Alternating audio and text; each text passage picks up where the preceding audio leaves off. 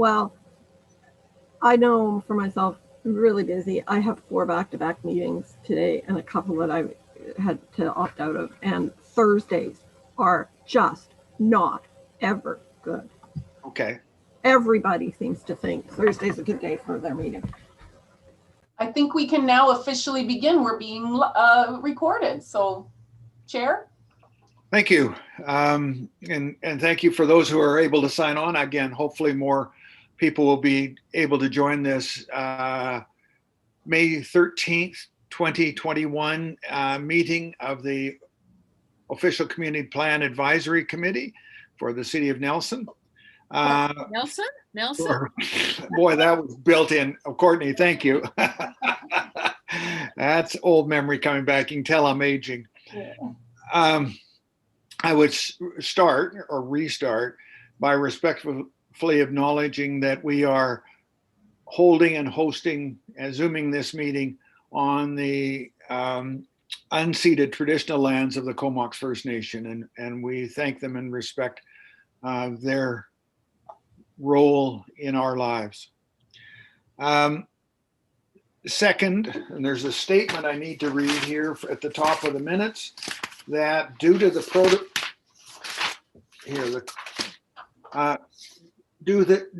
COVID-19 pandemic, and in accordance with Ministerial Order M192/1920 and the class order mass gatherings, council and council committee meetings will be conducted virtually and live streamed on the City of Courtney's YouTube channel. So as Eric, our technical host, mentioned, we are live today, and welcome to any viewers who we have out there. With that, is there anyone who wants to add to the agenda? Seeing none, we'll take it as is. Adoption of the minutes of our January 21st Official Community Plan Advisory Committee meeting. Sheila, seconder. Tanis, thank you, Tanis. All those in favor, just raise your hands. Great, carried. So what we're going to do today is thank you for reading all the materials that were provided. We're now getting to a stage, or the OCP team of Tats, Nancy et al. Are getting to the stage where they've got a huge amount of information available. We're starting to move to the closure stage. So what we wanted to do today was just to make sure we're all on the same page by Nancy giving a quick update. We'll do a couple of procedural things that we need to do as official committees, and then we'll do a roundtable on the 3 questions that we raised, we provided you with. Then we'll go back to what are your critical issues, the one critical issue you think needs to be covered, or any other topics that need to be there, and we'll look for other things. Please use the chat room extensively to record your comments. If this is an active conversation and you want to get a point in, that's another way of doing it. So thank you for doing that. So are there any questions? Nancy, I'll turn it over to you. Thank you. Great, thank you. And good to see the new attendees, Tanis, Derek. Glad you're able to join us as well. And Lindsay, I hope you're able to get on the screen soon in person. There, thank you. Good to see you. Okay, so Nancy. I'll share my screen. And I'm just gonna make sure I can still see all of you at the same time. All right, so I have a presentation that's about 20 minutes, maybe just a touch over that. We intend to, I'll talk about where we've come from, where we're going, and then there is some time dedicated to talk about the technicalities of the report to council, which your chair will lead that discussion. From you, we want to make sure the majority of the time is to allow you to share your feedback. So sectoral ideas exchange. I hope you would have prepared short perspective statements. And then again, your perspective on that final council report, and again, those procedural items. The objectives for meeting today are to reestablish those timelines and roles, and to build shared understanding of key issues within each sector. And here's a photo from us back in the earliest days, late 2019. A reminder that the OCP is that high-level visionary policy document that goes on to influence all of the other cities' work, whether that be the creation of master plans, regulations, setting priorities by council, budgeting, or a policy tool to evaluate development proposals. So it is meant to do a lot of different kinds of things. And it's also meant to be a tool for the wider community, other stakeholders, so that they can understand where the city's vision is going and where they might fit and support that. The 4 cardinal directions, as they're being called, lenses is another word for the OCP, is that climate action right from the start, all that GHG modeling that's gone into this work, reconciliation, equity, and community well-being. So those values are intended to permeate throughout the document. There are certain chapters, certain topics that speak to certain of these lenses more than others, and that's just the nature of those topics. But the intention is that these, at the end of the day, people are really getting the message that these values, these lenses are shining through. The process, reminder, we've come a long way, actually. Since late 2019, background work, you might remember those technical studies. We were able to hold that ideas fair right before the pandemic hit. And then there was a time of quite a bit of kind of more analysis work that the city and consultants were doing, the GHG modeling, the GIS land use modeling. And then we took those ideas into public engagement, the online survey, and the stakeholder brainstorming sessions. And then in the fall, there was some focused resources on affordable housing work and on age-friendly research, some additional dimensions. And then in the fall, we were also able to hold some face-to-face with the public at that neighborhood scale. And then since then, staff and consultants have been pulling together all those ideas, putting them into like an OCP format. And now we are in that stakeholder engagement phase, and many of you have lent your ideas. And then following the stakeholder phase, then we will have a draft plan that will be presented to the public, available for 60 days. We intend that to be in the summer, but as you know, the timelines have clearly changed. So we'll see, ultimately where that lands, but that would be an ideal scenario. And then during that 60 days, the plan will also be reviewed by our municipal lawyers, just to make sure everything that's proposed is within jurisdictional authority. And ideally a final OCP in the fall. If ever you are inclined to, and we certainly encourage it, to go back to those resource documents, engagement or technical studies, they're all online. And after the stakeholder engagement series has concluded, then that'll form another report. A reminder of the guiding goals of this work. These are established principles that are also permeating, directing the remainder of the more detailed policy work. At the I guess the top of the list is that greenhouse gas emission reduction to zero, net zero by 2050. And then in addition, these more specific goals. The land is valued as a precious resource. We heard a lot of people want to see more efficiency in land use, fewer annexations and more infill forms. That have to fit context, obviously, but people seem to understand the building within our boundaries is the way we should be going. More housing, particularly affordable housing, and diversity of housing. We have quite a bit of single-family housing stock. Our housing needs assessment indicates that we could use more variety in that stock, whether it be townhomes or more rentals, so different form, and also rental tenure. And the public also echoed that at a number of times and is willing to see it in more neighborhoods. Strong neighborhoods, more focus on neighborhood planning, just recognizing that neighborhood scale is really where a lot of us depend on each other, and pandemic I think has really emphasized that, and people would like to see more focused attention on individuality of the neighborhoods. The functional transportation choices, we knew that right off the bat because it's our biggest greenhouse gas emitter. So we've always known we have to find a way to support people in getting around by other ways than just a car. more space for time and nature, one of the most common themes. Our consultants pointed that out too. They say, we hear this a lot and we weren't surprised, but people want to see it in their neighborhoods and access to nature. Love for local places, all that character, we know we have a great artist community and sense of celebration. We love being outside, we have the climate for it. So let's have more placemaking efforts is what we heard. A city for everyone. I mean, all the services and services that the city provides are not always accessible to everybody. So we need to find ways to make sure that those barriers are being removed when they are inaccessible. Economic success that emerges from community values in place now, especially with the recovery in mind, just making sure that we're achieving those social environmental goals along with the economic goals.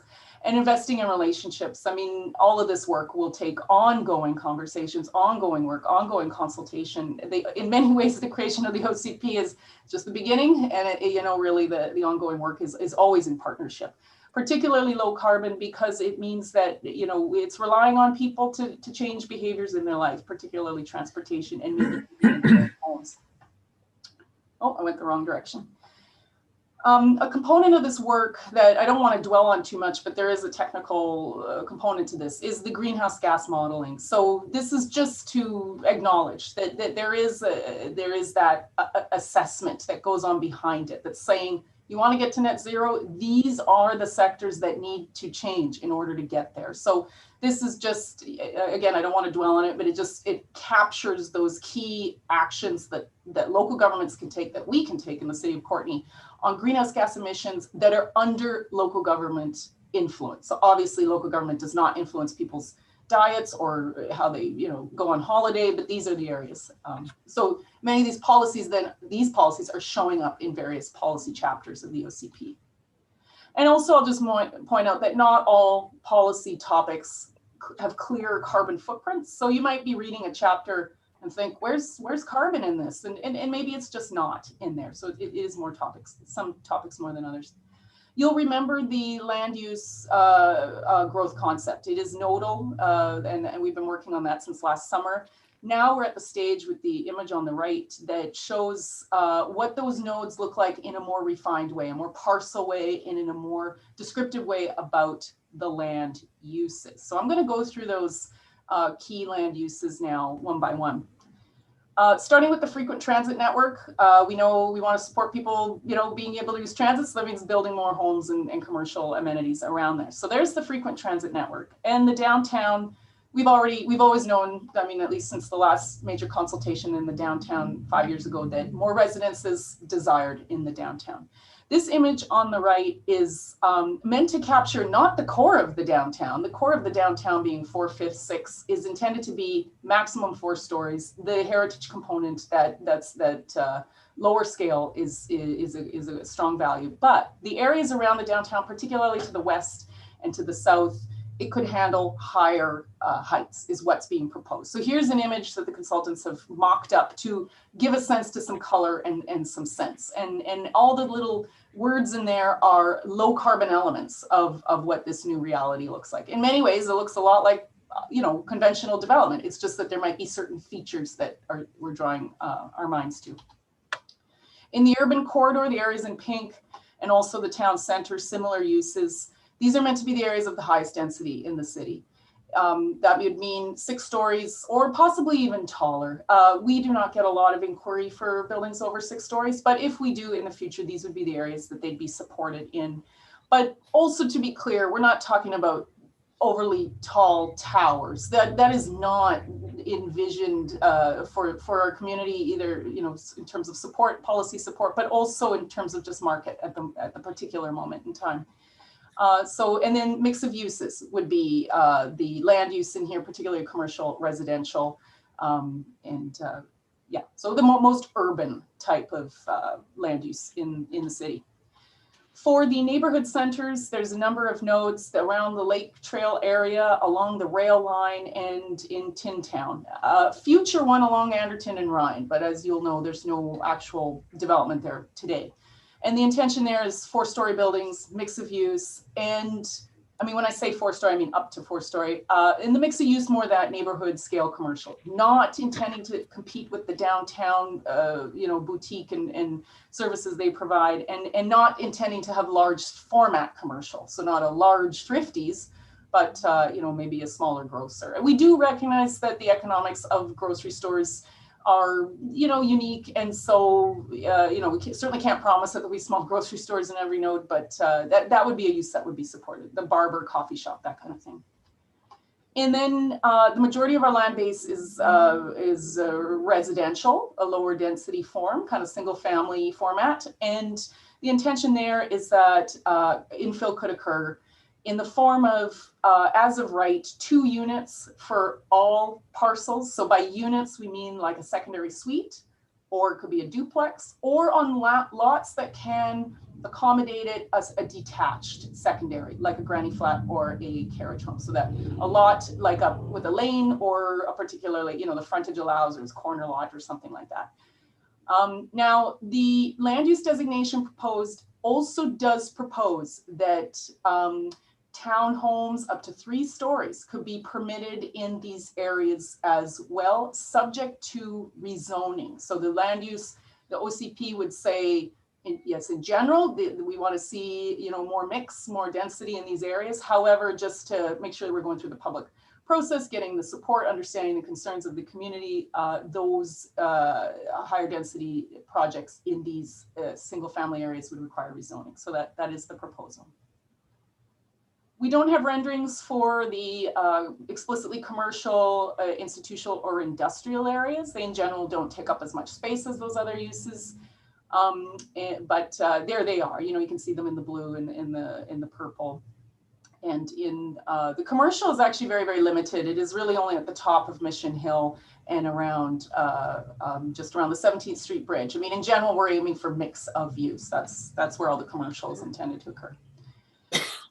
In terms of the table of contents, just to get a sense of that scope of the OCP, this follows a pretty traditional kind of template. So if you're looking at other OCPs, that foundation component, it is quite lengthy. It does identify, who we are, our trends, what it means to get to net zero, and vision and goals. And then the land use section would have the plan, and the designations, the descriptions around that, which then go on to inform the development of the zoning bylaw, which will give clear regulations on it, specifically what uses and densities are permitted on each parcel.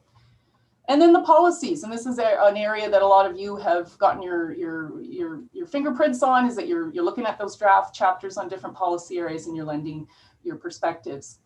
The implementation component is still in draft, but we're thinking of something around a top 10, kind of like these guiding, these really big moves, like the ones that we cannot lose sight of in order to make this plan work. Community participation, that commitment to how we're going to continue to work with the community in a democratic way on implementing this. There will be a lot of consultation that still needs to happen to make these ideas actually happen.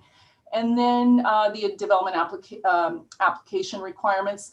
We have since applied for some grant money to create guidebooks for development applicants, so we can support in the clearest terms expectations for development. So we're just waiting to see if maybe the application requirements fall in that separate tool, or if we fold them into here.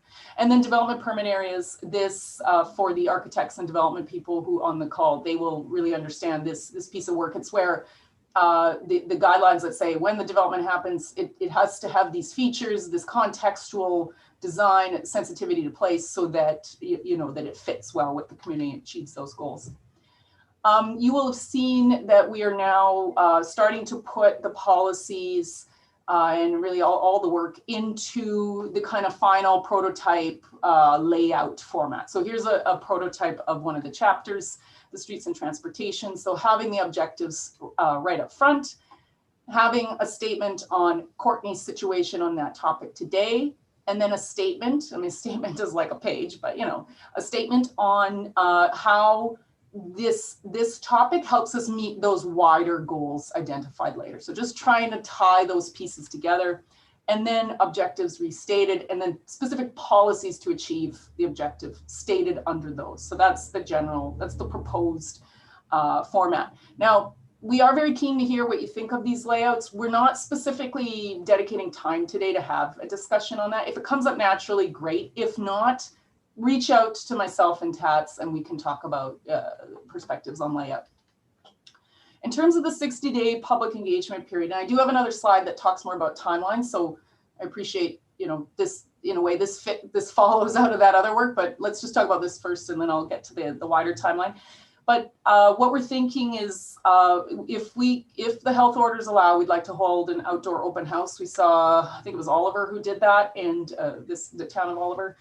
And then we, no matter what, whether we can be outside or not in person, we will hold webinars and virtual town halls as well, maybe a handful or so, just to make sure there's a lot of times when people can come hear a little presentation and talk to people, staff in particular, maybe yourselves. An online survey, it's very difficult it's challenging to figure out how to survey on such a wide-ranging topic. So we kind of envision, top 10 kind of, maybe controversial or something kind of topics. So we are still brainstorming what those might be. And if you have ideas, we're happy to hear them. And then, of course, the plan is just simply posted. So if anybody wants to read it and just reach out to us, that is within they're entirely welcome to do that as well. And then the promotional materials at our disposal are our e-newsletter. We have about 500 people registered on that.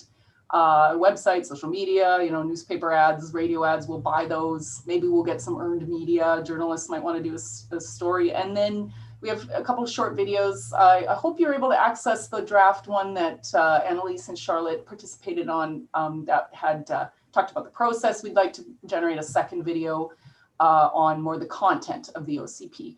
And so that one is still draft, but just to give you a flavor. And of course, your networks, letting people know that we appreciate that so much. So if you have more ideas on engagement, we're happy to hear them, but we weren't going to, set specific time to talk about that today. Now, we thought it was helpful that, we've been in this long journey. Let's just remind, back to the beginning are the roles of the advisory committee. Just a good check-in. This is that slide from that first meeting. The advisory committee is appointed by and provides advice to council. And what it does is provide technical guidance. It promotes and attends consultation events, connects people within your topic area, particularly to staff, reviews material as it comes available, and displays courteous behavior. So I'd say we're all on track for that. And then does not steer the project, direct staff, represent beyond authority, call particular meetings or commit funds. I think that's pretty obvious, or receive remuneration. So thank you for your time, because that's pretty much all we can offer is gratitude. Oh, wrong direction. And then reporting to council, and this, again, we're going to have some dedicated time on this topic, but the way it's been working is meeting minutes as they're adopted, they're shared, they're posted on the website. I'd say really what's happening, and this connects to the second point, staff report to council on AC meetings. It's more a matter of, it's an informal when staff's providing an update to council on the OCP on a variety, of milestones. We mentioned that the AC is meeting, etc. So it's been more in that way than an official report. The AC provides the report to the council at the end of the OCP process. So that's why we're talking about now, because we're getting into that final phase. Advising of a recommendation regarding the plan. Motions and voting, we just haven't had that yet, but you very well may have to vote as you're deciding on how you want to frame those final recommendations, if you don't all, see eye to eye. And then the committee dissolves after the final report and once the OCP is adopted. Now, the next steps for the advisory committee. As we see them, but maybe, if you have other questions, maybe something in here might change a bit. But for 1 and 2, it's basically the technical review of the policies and chapters. It's still ongoing. Please submit your comments. I do appreciate that some sectors we engaged very early. We had stakeholder workshops back in March, and so it may feel that we haven't talked in a while, and so maybe we should talk again. But yeah, ideally by the mid-June, we will have had all those dedicated sessions, including the stakeholder sessions. And then another advisory committee meeting before the draft plan goes to public in order to orient us all to that plan. And we ideally would like to do that, you know, end of June, early July.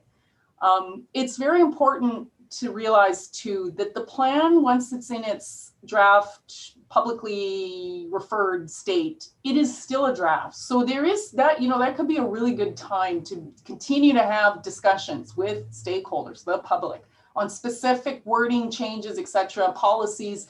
We never know. Maybe an entirely policy gets removed, maybe a new one gets added. This is what, you know, but at least everybody can see how everything's hanging together, and we can have that conversation at that point.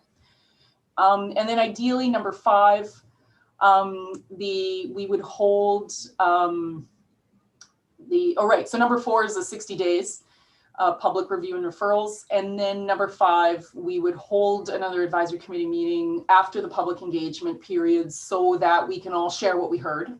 Staff will provide that report on what we heard, hopefully in September. These are still pretty tight timelines, but hopefully. And then preparing that final advisory committee report to council. You'd be working with your chair, deputy chair. We can certainly hold another meeting. We probably should. And then what will happen is the report the advisory committee report will be submitted to council at the same time that the OCP is going to council for first reading. So if there's major, you know, there's still changes that could be occurring up to the time when we get the report. But then once the report is finalized and staff are saying, you know, hey, this is ready to go. We're ready to bring this to first reading. If you still have recommendations that you don't agree with, or, you know, something that needs to change, you can include in your advisory committee report what those recommendations are. All right, moving to this little bit drier point of order. Just wanted to point out that, you know, looking back at the terms of reference, it was originally an approximate 16-month commitment that we were anticipating at the time. We're at 18 months, and we expect this process to be in that, you know, 22-month range. So we just want to acknowledge that you may be, you know, you may be feeling this is going longer than you had planned, and we just want to point that out and let you state whether you intend to stay on. We hope you do. And then also the other point of order is that the chair and deputy chair are actually supposed to be re-elected each, or there's an opportunity for re-election annually, and we didn't do that. And staff's own observation is that you seem to have a quite stable leadership within your group. So, you know, there's no need to do a re-election. But, you know, it's technically available to you. So, Norm, do you want to just maybe at this point facilitate a discussion if anybody has a point on membership or election of the chair and deputy? Well, let's do them. And first, let's do a quick check-in. Could people indicate whether or not they're able to or interested in continuing? And it's absolutely fair if you're not. This has been a long process. So this is just for us to know. Betty. We'll continue, and I really hope we stay stable. It's only 6 months more. Try to hang in. Okay. Aaron. Sorry, Aaron, you got on. There you go. Thank you. Yeah. You're okay? You're on, Yes. John? Can you? Yeah, that looks like I can make 6 months, but that'll be the push. Okay. Sorry, could you go say that again, Don?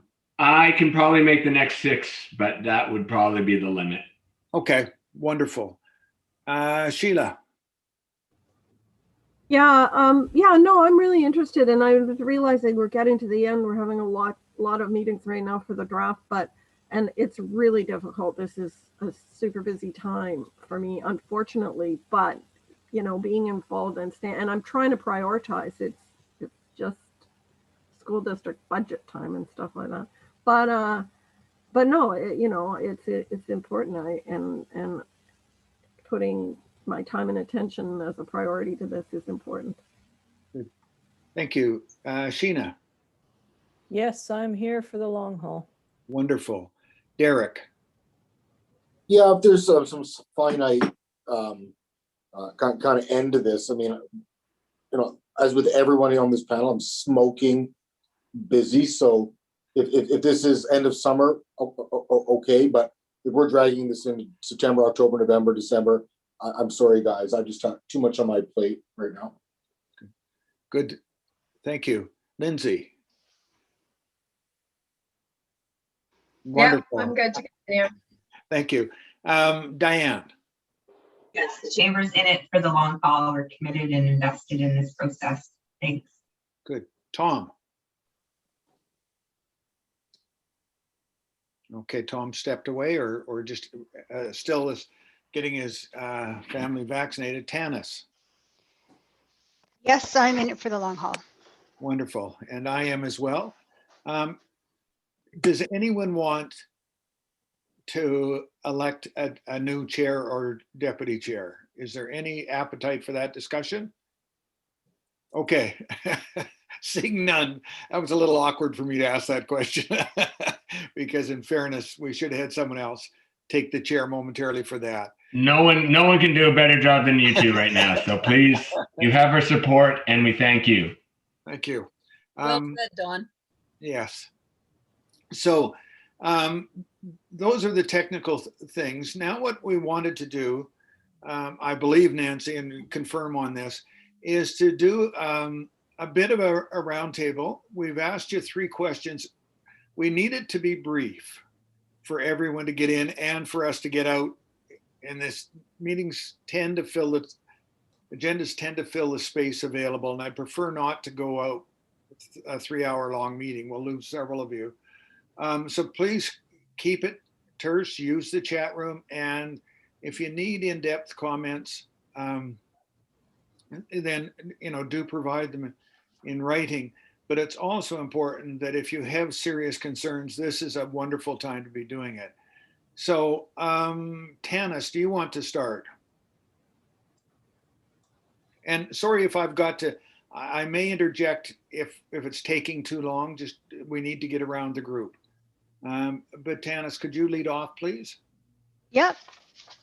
So most critical factor issue, I just like to recognize that the areas of interest from the stewardship perspective have been quite well articulated in the draft policy chapter.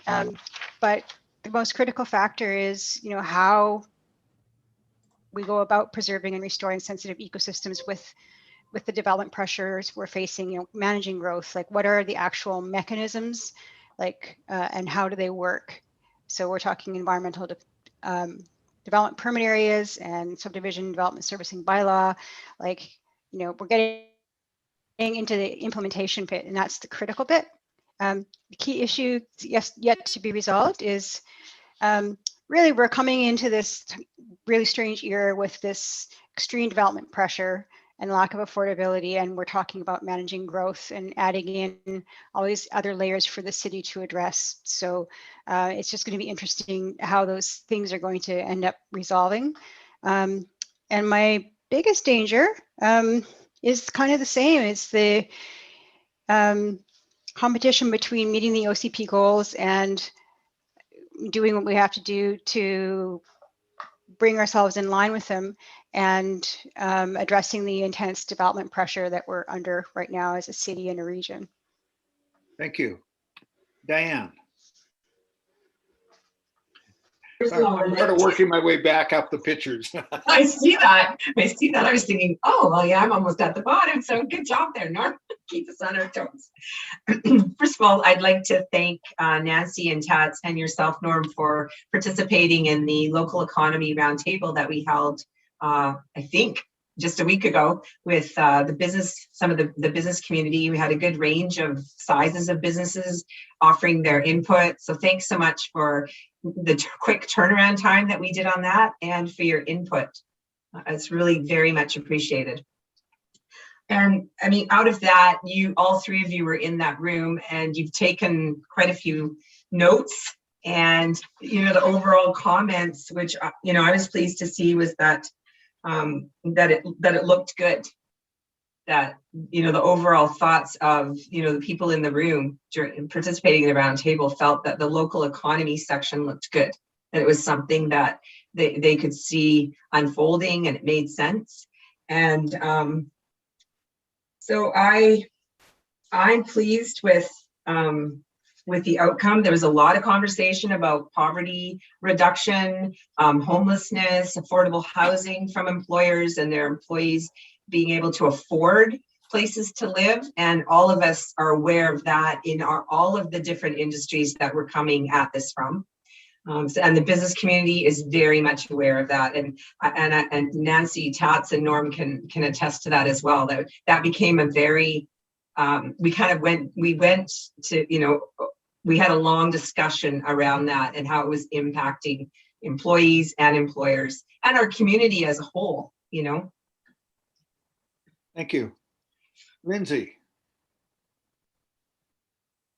Thanks, Norm. So I've mainly been providing input on the social infrastructure chapter, as well as being involved in the age-friendly component work of the OCP. I just wanted to start by thanking, you know, staff, and I'm really hearing the feedback that I think has been provided to date and incorporating that into what's been brought forward. I can see that a real effort has been made to incorporate our feedback. So first of all, just a thanks from me on that. Specifically, you know, some of the most critical factors in our chapter, we really worked hard to simplify the language to make this document more accessible. And I hope that goes beyond the social infrastructure chapter, that we remember that, yes, this is a technical document, but that also, you know, we're taking an equity lens to this work, and that requires us to ensure that you know, the majority of people are able to work with the document. I think a critical role of the city, one of the factors for me, is this movement to increase the city's role in sort of this more traditional, what we think of as social planning function, and using that equity lens to ensure that we're hearing from folks who, you know, perhaps we haven't heard as much from in the past in our processes. And then, of course, you know, the lens around reconciliation. So some of the key issues that are still outstanding for me, if we think about that equity lens, I think that the timeline in the draft document that begins on page 12 that describes the evolution of Courtney is problematic. I don't think that it adequately addresses the effects of colonization on our community and its members. So I think that we need to take another look at that. I also think just in terms of, you know, it's using an equity lens for the document, but I think we also have to use an equity lens for this process. So, you know, I myself have heard twice now from youth, including Annalisa not being able to participate today, that these meetings that we've set up for this advisory committee don't work for youth who are in school, and maybe don't work for folks who are participating as part of their paid employment or with the financial ability to participate during the week, during the day.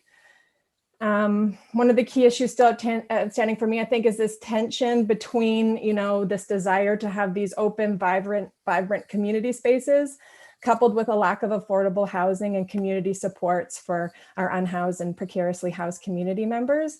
And I think if we don't plan for that or address it in advance, we could see that potentially being problematic. And then I think the biggest dangers for me in terms of the adoption of the document is just, you know, does staff have the time and resources, you know, it takes to really do this? Oh, my time's up. To do this work. Because, you know, as somebody who does this kind of, you know, community engagement work on an ongoing basis, it really does take a lot of time, you know, and moving at the speed of trust, as we call it. So I just see that as potentially being a barrier for us. You know, it's a very large undertaking that we're sort of recommending here in terms of being more inclusive and connecting with our community more. So yeah, good. That's it for me. Thanks. Wonderful. Thanks, Lindsay. Derek. Thanks, Norm. Lindsay, that was really eloquent. And you know, the overarching document, I think as a whole is, I think to me, in my purview, is fundamentally sound. And I think a lot of effort and energy has been put into it, and it's really great. I have an extreme feeling of unease in regards to my small subsection of my purview being the development industry, and only because I've done this for, you know, a quarter of a century. There is in my humble and concerted opinion, a massive amount of disconnect between and naivety between the reality of market forces and the reality of what goes on in the world and the construction of a document that takes us to the next 5, 10, 15, 20, 30 years. And you know, it's an ideological difference. You know, I'm a relatively right-wing capitalist guy, and my feelings that the market can solve most issues, most, not all. And I just don't know how, you know, we're speaking out of both sides of our mouth. Well, we want affordability issues and we want to make this an inclusive community, but we're not zoning any more dirt. And the process is so staggeringly insane to get things done in this community. And the construction costs and materials are so high, and the DCC costs are so high that we're speaking out of both sides of our mouth. We're inventing a problem to try to solve it. And that is just my reality. And it's my life. It's my day-to-day world of what my practice is about. But again, I don't want to be negative. I'm speaking of my little thing here. The rest of the document seems really on point and really, really well done. I'm just very, very concerned about my component of this. Thank you. Aaron, or have you stepped away for a moment? Nope. No, Good, I'm thank here you. too. Thanks very much. Yes, I'm on the nature sector, and I work closely with Tanis as the other representative. So we were quite happy. We were in the early technical end of the draft of our document, and so the first kind of look to see how the city had taken that input from our technical meeting, we were quite happy and pleased to see some of the stronger language as it relates to watershed protection, and so we were quite grateful to see those bolder steps forward on the end of nature section. So quite excited to see how that gets reviewed by the stewardship workshop and the public and the development community, et cetera, and how we go forward there. I really appreciate the different perspectives here. I learned a lot just hearing from these different sectors and as they introduce their challenges and barriers. One of the biggest critical issues or factors for our representation area, and I saw it addressed a bit in the technical draft, so I was quite happy, is to take a step back from looking at our watersheds, taking a step back from looking at it through jurisdictional, municipal boundary lens, look at it as a more with regional collaboration viewpoint when we take a look at natural systems functions and hydrological functions. So having that collaboration as we look, you know, the Comox Lake as our drinking water source is a prime example of that. We've got the CBRD and Cumberland and KFN. The headwaters and the receiving waters are, you know, KFN, Courtney, and then the jurisdiction and groups. So again, just taking that look back to a watersheds perspective, and I was very happy to see that language integrated stronger in our draft section. The issue, again, we deal with development as well, and we're on the environmental perspective. So I was really happy to hear Lindsay and Eric and Dawn and Tanis and a few others chime in. We are part of the development referral process, so we look at it from the ground up.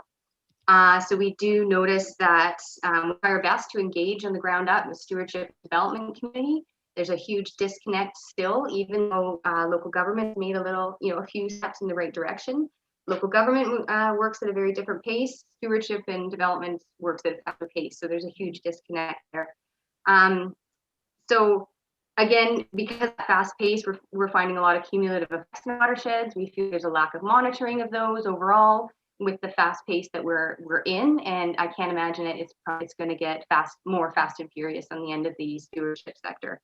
So again, you know, I learned about Lindsay and Derek, but I really feel there's an opportunity to elevate that conversation between some of these sectors and engage on a municipal level.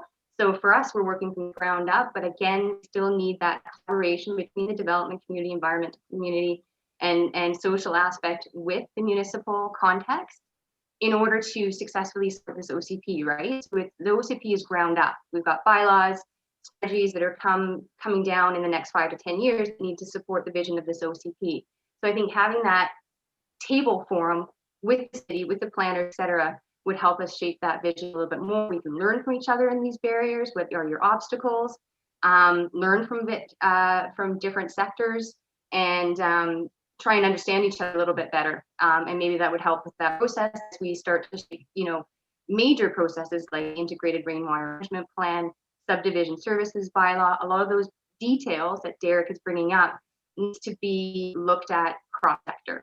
So that was one of the key issues yet to be resolved.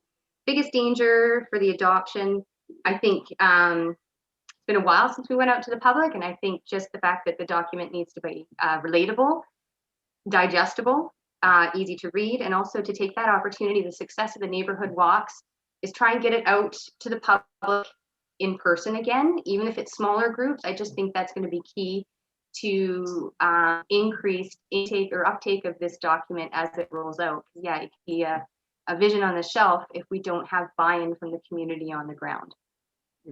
Thank you. That's it. Dawn, your inputs.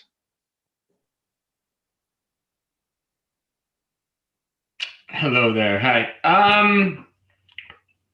Well, let's go quickly. The biggest, what's this in? The most critical factor. Honestly, this is Derek, you touched on in that you think that your small yours is a small part of this thing. And in fact, I think it's one of the biggest ones in terms of development. So for the arts and culture, it's affordable housing. It's that the language we have written so far on the arts and culture, I compared it to Kelowna's and Penticton's and everything, and it's all boilerplate and it's all great and it's all inclusive that way. I'm not worried about that stuff. But if we don't have a place for any of our artists who live at below those, at the margins, at the lower end of the limits of affordability of life and culture and health and culture and health, we can't put anything, if we can't get them in there, we can't even get them into rent, they're not going to stay. And we're not going to have that cultural vibrancy that then makes that downtown, that makes those nice sketches and everything that we keep selling. If they can't stay, then it doesn't work, right? And we have a lot of we'll have empty nesters and people flying in, and we'll have that sort of empty house tax. And at $900,000 or $900,000 for a house, we are there. So if we don't address the affordable housing, and right now they just canceled all of Greyhound across the nation. If we don't address transportation gaps beyond where you can go with an electric scooter, that's a partnership between a municipality and a province and a federal bureaucracy to get people moving between communities. So and that's not dealing with any Indigenous and small communities up north from here. That's just from here down to Victoria and back or across. So affordable housing, affordable transportation. If we can't make that work, then our artists and our culture is going to suffer. The second one, Lindsay, you touched on this perfectly. Yet to be resolved. I think we have the Indigenous inclusion in this document and this process has not been up to speed or par in my point. And that's not just culturally, it is just the right thing to do. I've been in some panels that we've been caught on our heels. When we've tried to invite people, we've done it poorly. We're not leaving the best taste in the mouth, even in this process. And I'll always hear this from your side that we have our own ways of communicating between board. I get it, but nobody else sees this, and we see nothing on this fairly homogenous panel, even as I'm looking at it right now. So I think the one that has not been addressed I'll leave on Indigenous. That's not my expertise, but again, the youth, LGBTQ, I'm seeing all those things not white represented at the highest level or at a high enough level to be effective to the way this document has been pitched and proposed. And the last one, the danger of the adoption is that we don't adopt it and we take too long and we lose momentum on this whole thing. It's the opposite of not offended, is that we take too long. I was reading the report today, and it's the old, you design a bridge for a traffic flow, and by the time the bridge is built, the traffic flows too much. We've got documents and we're planning on things at a $300,000 average home price. It's now $9 million. So we're taking so long in this process by not getting it adopted quick enough that we're behind the 8 ball when we start making that policy. So get it done, get something in the ground, and then make it a living document and move on. But if we wait too much longer, we're in trouble. Okay. Insightful. Again, all of you are wonderful contributions. Sheila.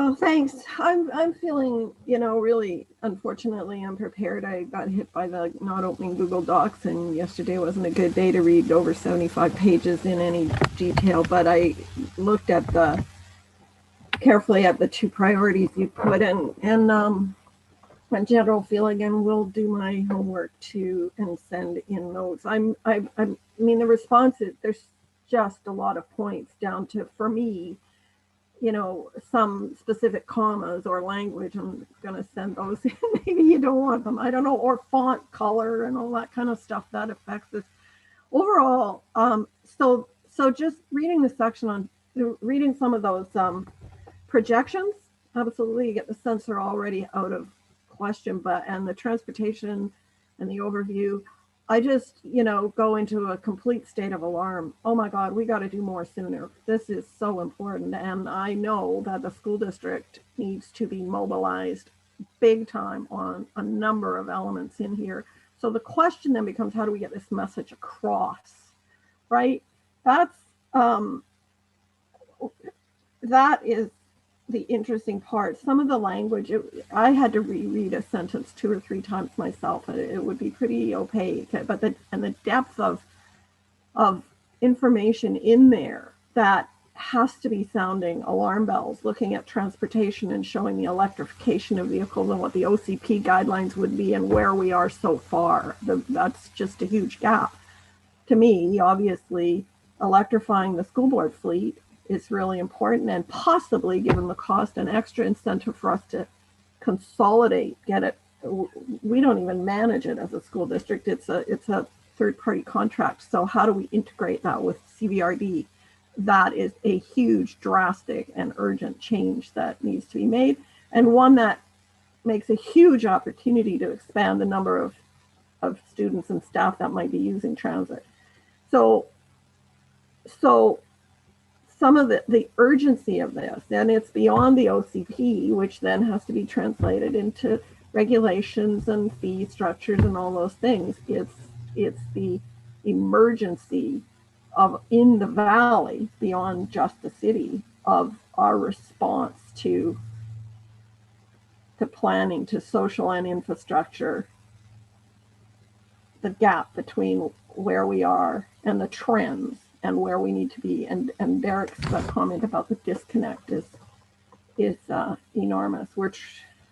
The messages put the brakes on something that's a global push. Something that's also in attitudes. I just had someone tell me that they had heard reliably that we're going to have 500,000 people. And this was in the next few years in the valley. This is the justification for more of the forest-based sprawl projects. Well, we're going to need that housing. Where does that number come? How could somebody in the valley, I mean, 4,500 extra residents in the next 10 years doesn't justify 20-story buildings right off the bat. That's one 20-story building. So how can we get the knowledge of the average valley residents up? My focus immediately, I'm sorry, I'm both the nitpicking comma person and the translation. How do we get this document under everybody's pillow and at breakfast, that's what they read before they go out to live their life? Because we've got to start making changes. Generally speaking, of course, I respond really well to the message. This is, it's well laid out. It's got so many of the pieces that I would have wanted to see, but I really see the gap in understanding, and we're now dealing with projects like the Ridge, which are a legacy left to us from development decisions from the previous councils that are so counter to being good ideas for school, our school capacity, good ideas for transit. We're going to be living with things that have been approved for quite a long time, and that's an interesting one. I do wonder about some of the projections. We're seeing such a huge aging population. What are the implications of that? And is it holding? Because we sure saw a quick turnaround in Cumberland. is that going to be happening in other parts of the valley, and what's that going to mean? So I don't know how you build in rapid response to our to the numbers that this plan is based on, but possibly thinking about alternate scenarios right into the OCP if we saw some of these really amazing pivots that are happening. What would the implications be for Any us? concluding comments, Sheila? No, just I mean, I think I really honor all the work that's been done, and we'll get more specific comments back Okay. just through messages. Good, thank you. Sorry to cut you off. Sheena. Hello, thanks so much, first of all, for all the work that's gone into this, Nancy and Tats, and I'm sure others as well. I do still overall, like the document still has a tone to it that's a bit troubling. I found it interesting, Derek, you speaking about how we're talking out of both sides of our mouth, because OCPs have traditionally only spoken out of the development side of the mouth. And so I think the tension you're feeling is the climate imperative for us to bring all sides into this conversation in a more robust way. I think that the most critical factor still, for me, in the sector of the kind of the health and social life of a community is economic inequity, which plays out in our housing and in all transportation, all of the different ways. Not usually part of a city's scope of responsibility. However, I think that the city can focus strongly all of its efforts to ensure all services that the city provides are economically equitable for people, so that costs can be shifted around that way. I will echo Lindsay's comment about the need for that traditional idea of a social planner or a community animator or development person. I think we're seeing the increase in the intersections of inequities in our community require somebody paying attention to all of the different pieces for us to move forward in a good way. And so I think that we're really at a critical juncture in the community's development to start to acknowledge that those are problems that we have. They're issues that we need to address, and that is not something that should be done in a piecemeal way, because it costs way more money when you do it that way. I think the danger for me, I mean, it's interesting because for me, I think, well, what danger? I mean, I feel like, hey, we're getting social and health issues on the table. That's great. Like, the danger is not being at the table, which has been my experience through the years. And that's kind of the language that troubles me in the OCP, is that there's kind of right from the get-go, it's like, what is an OCP in that section? It says at its heart, it's something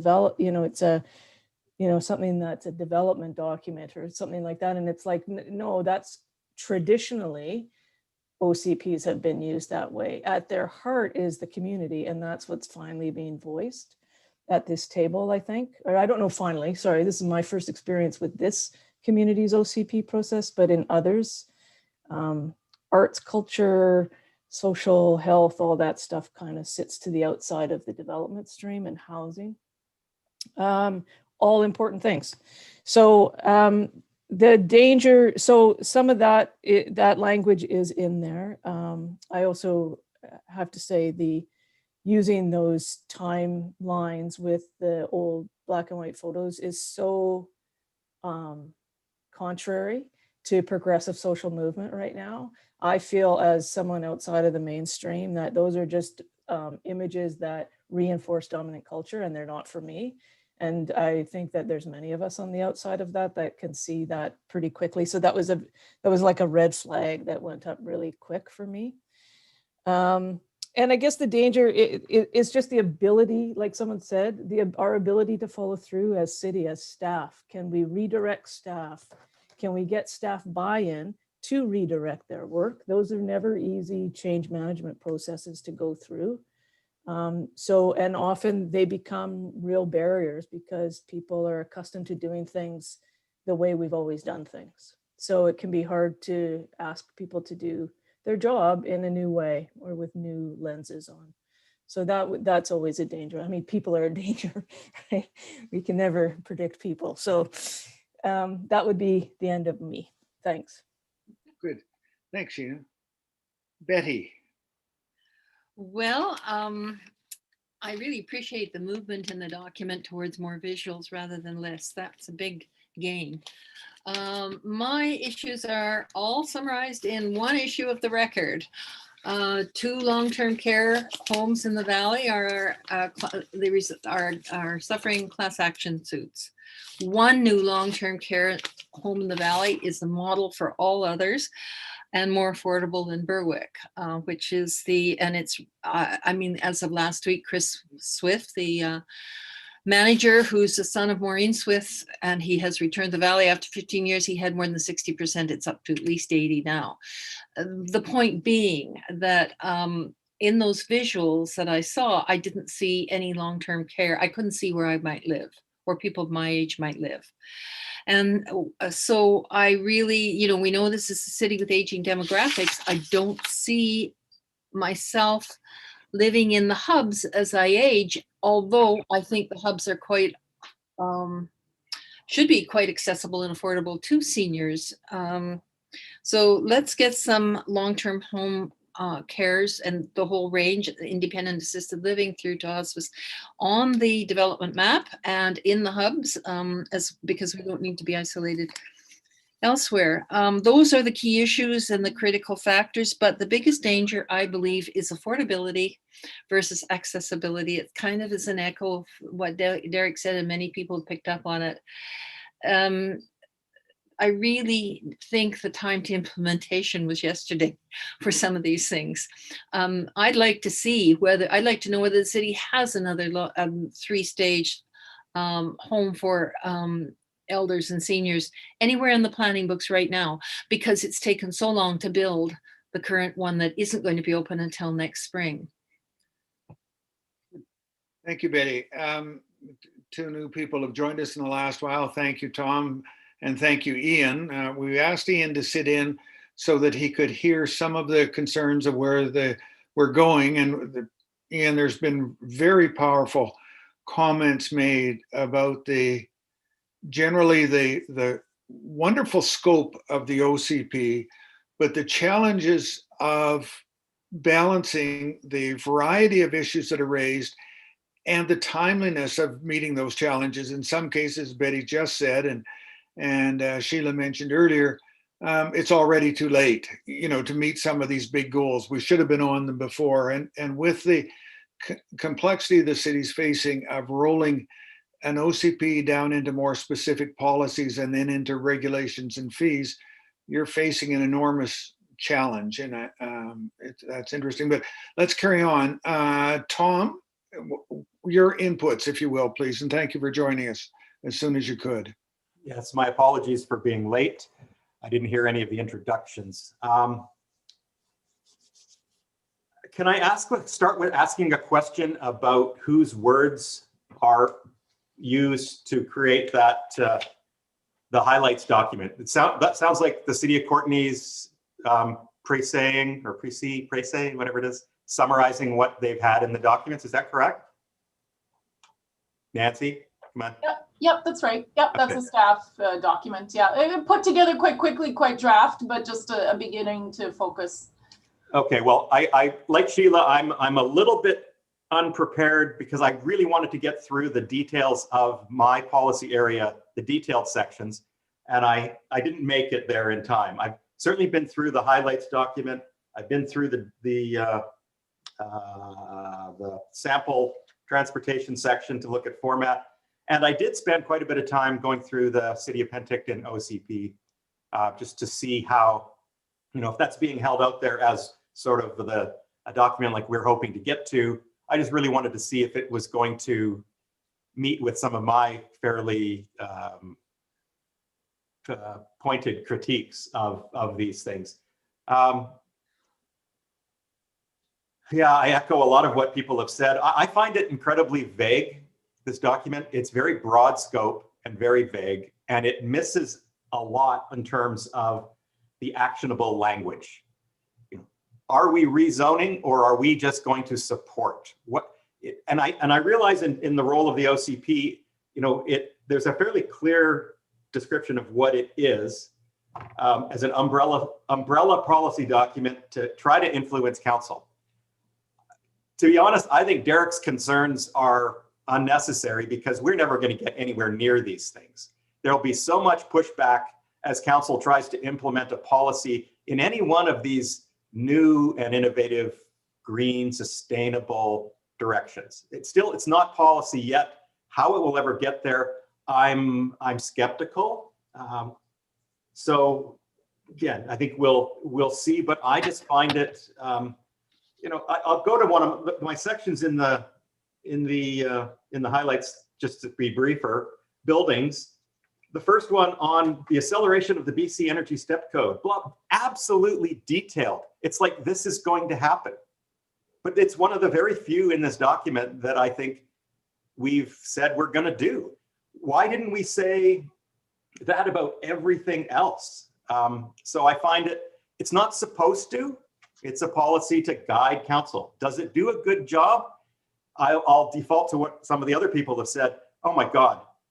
This is, we get this a week before. This is a week or a month's worth of reading.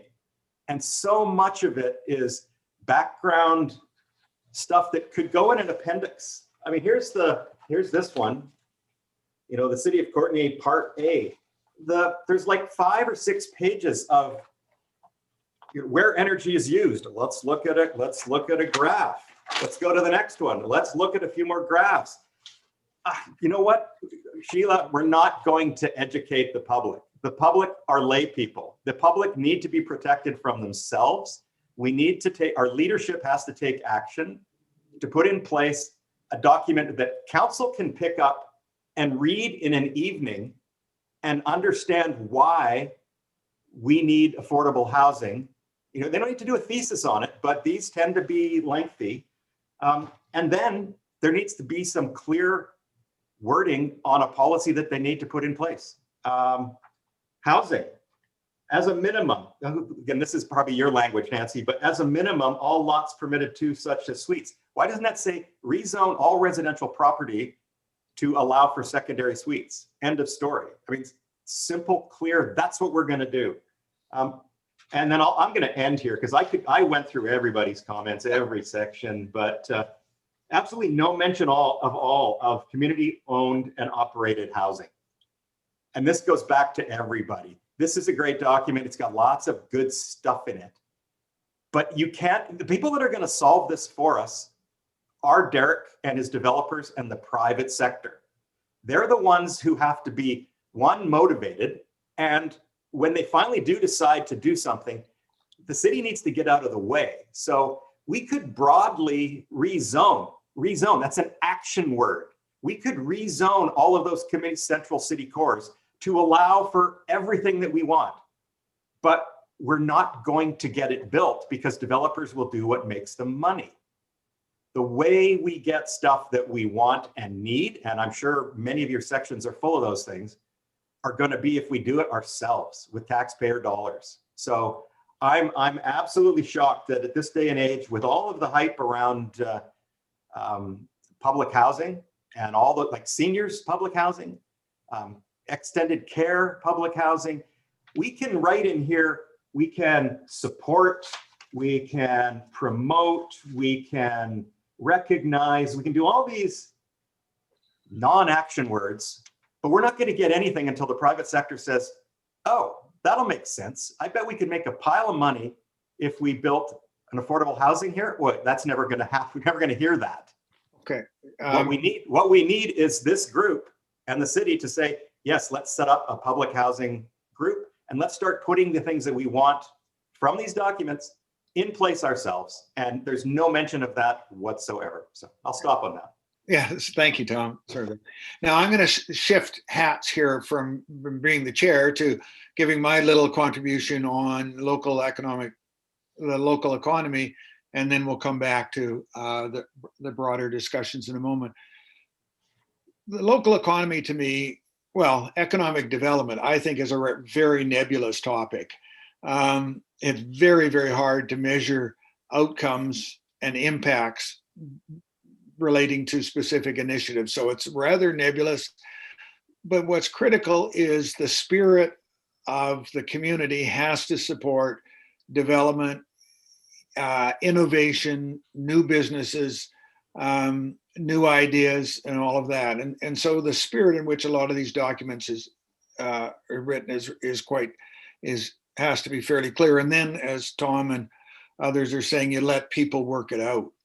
I have some tensions as to how directive it needs to be. I think we use the word must in too many places in the document, which makes the whole thing more unaffordable. I think we also have to be careful as a community in thinking, what's the role of municipal government? Right now, it looks like the city of Courtenay is expanding into a lot of areas that it hasn't been in, and Tom's suggesting a few more. And those are challenges as well. So the economic development is, to me, or local economy, is a supportive chapter. How do we make sure that the spirit is there? I like the way, as we're seeing more of this develop, I got quite excited when I saw individual sections early, and then as I've learned about the visioning document, the highlights document, the sample policies, I can see how it's fitting together in a flow more. And yes, to some extent, these documents, all the OCPs tend to come out looking the same, because it's an overarching document on top of about 20 different policies, and that sometimes happens. So I'm comfortable with where it's going. To me, the biggest danger is it's just too big, too cumbersome, and the linkages are lost. And so I like the idea of the 10 critical issues and whatnot coming out. And now segueing into the final report that the OCP might do, there's the standard process bump of who's on the committee and that we met and we did this participation. Those hopefully be short. Generally, do we support overall the OCP? And I could see us having a section where we talk about the challenges of the critical issues, challenges of implementation. This is a good overarching document, or an adequate overarching document, or an overarching document that's in the right spirit but misses on some critical points. That might be rephrasing what Sheena is being a little more adamant about. And then say, however, with all of this in mind, here are the big challenges that the city and city council are going to face in implementation. One is the tension of affordability. Another is the tension between, we already should be acting on things to achieve some of our environmental goals, and we can't wait until the OCP, the subsequent policies, the regulations, and the fees set the environment for it. So the timeline is critical. So what I'd like to do now is, that's my idea of what a final report might be. What do you people think should be included in it, or critically not included in it? What scope are we looking at, so that we can be over the next few months, be capturing these ideas and starting to shape what our contribution to the final submission would be? Norm, do you mind me just pointing out that Derek has had his hand up just from the previous discussion, if maybe there's a point? Okay, sorry, I don't have that on my system, Derek. I apologize for missing that. No worries. This is simply a summation, I think, and a clarification, because I think Sheila brought up some excellent comments. There is a misnomer, I think, among the general populace, and I'm just going to be specific here amongst our panel members. There's a misnomer that there is no appetite in the development community to provide alternative living arrangements, accommodations, housing, affordable housing. That is not an accurate assessment. Just full disclosure, in addition to this committee, I sit on the Government Relations Committee for the Vancouver Island Real Estate Board. And we had meetings with our MLAs last week to push this affordability issue, frankly, with the NDP government, saying, guys, get your poop in a group. There's an issue here across the province, as with the country, and this is going to be an election issue. You're going to lose your jobs over this. So obviously, this is profit driven, and the sense that I get is that we're trying to introduce socialized ideology into market-based economies. That is a difficult proposition. Co-op housing and subsidized housing. That is a difficult proposition. But setting that aside, to think that there's no appetite from the development community, microeconomically, our community, macroeconomically on the island or in BC, that's not an accurate assessment. And Tom hit the nail on the head. I mean, the reality is that money, like water, flows downhill. It'll go to the easiest access point. So if developers think that they can make a buck while providing services or housing in certain segments and markets, they'll do it. And so I just want to really get that point across, that it's not, we've got to drop this big bad realtor, lawyer, developer hat where everyone's out to make a buck and step. That is not accurate. And I think that there could be a homogenization and a marrying of the needs of a community for housing for all with the development community, period, in a sense. That's just how I'll finish it. So I just wanted to leave you guys with that. Okay. I think that's what we're doing on the AC. I think that's what the AC is trying to do. Whether it accomplishes or not might be different. Okay. Hands up, anyone, and I'll start watching for hands now. And if your hand goes up, I'll put you in a queue, or you can be the first up and just start talking. Ideas for, what's our big picture role? Because we do have to write a report. And I'll allow a little change since Don, I'll start in a minute. The other thing is we do have Ian here. Are there some big picture questions you have for Ian? Not, what's this policy or what's that, but are there some concerns of OCP process direction that you would like Ian's comment on? If you don't mind me putting you on the spot here, and it shouldn't be Ian. Yeah, I'll start, and I think Ian'd probably be the great one to put this in, and I'm going to sort of deal with the little elephant in the room, and I'm not calling you out, Tom, but I hear a different language when you speak, and it's refreshing. But I think we need to sort of have the discussion that touches on what Norm's saying and what is the purpose of this document. And is it something that is, and I'm going through a strat plan with the Arts Council right now. We have a strategic plan and we have an operational plan. And strategic vision and mission, operational is how are we getting it done. If we are considering that this OCP is a strategic plan and the bylaws are the operational, what I'm hearing from Tom's side, and very valid and to the point, is I feel that Tom, or what that language is that is the role of this document to get to that operational level yet, because he doesn't trust that the strategic plan, or by saying it's too vague.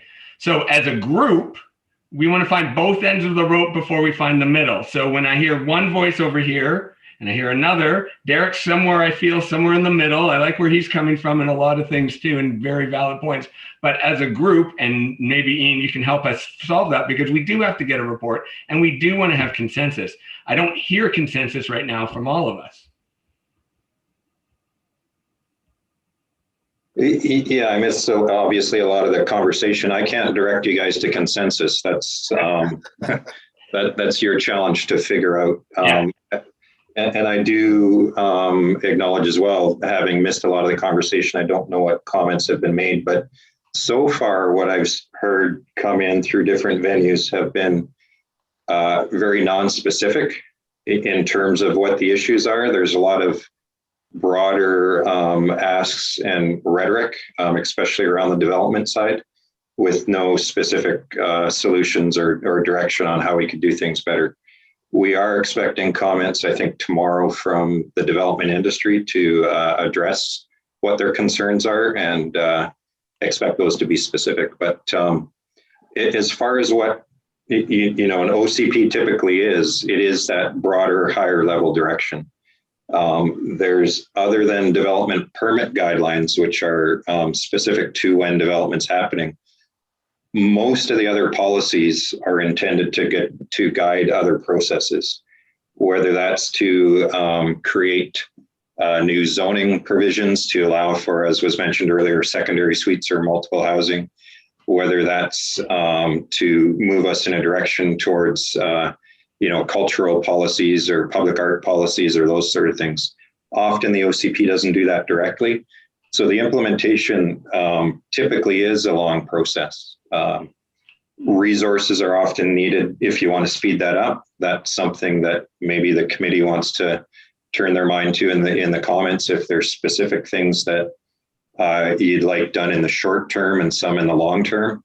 Maybe that helps to provide guidance to council on where they direct staff to go in the future.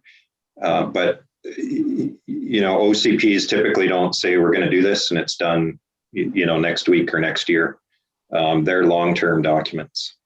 Appreciate the concern that there's stuff that needs to be done and maybe should have been done 5-10 years ago, but at some point you start and you work your way towards that. Everything can't be done overnight. So, super high level. If there's other specific comments, happy to address them. But yeah.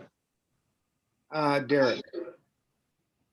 Sorry, guys. I feel like I'm monopolizing. I never get to talk at home with my wife and kids, so this is my chance to really get stuff out. So I had a great conversation with the mayor of Comox. We bumped into each other yesterday at my office, and Russ and I had a great chat and about the OCP.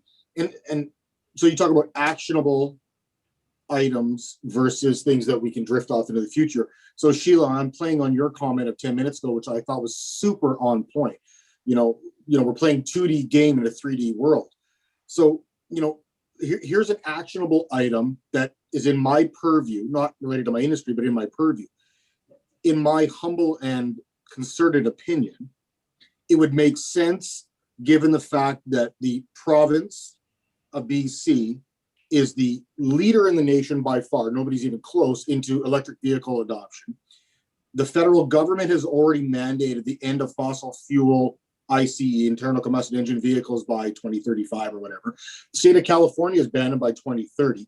This tsunami of electric vehicles is going to flood over us over the bow over the next 5 years.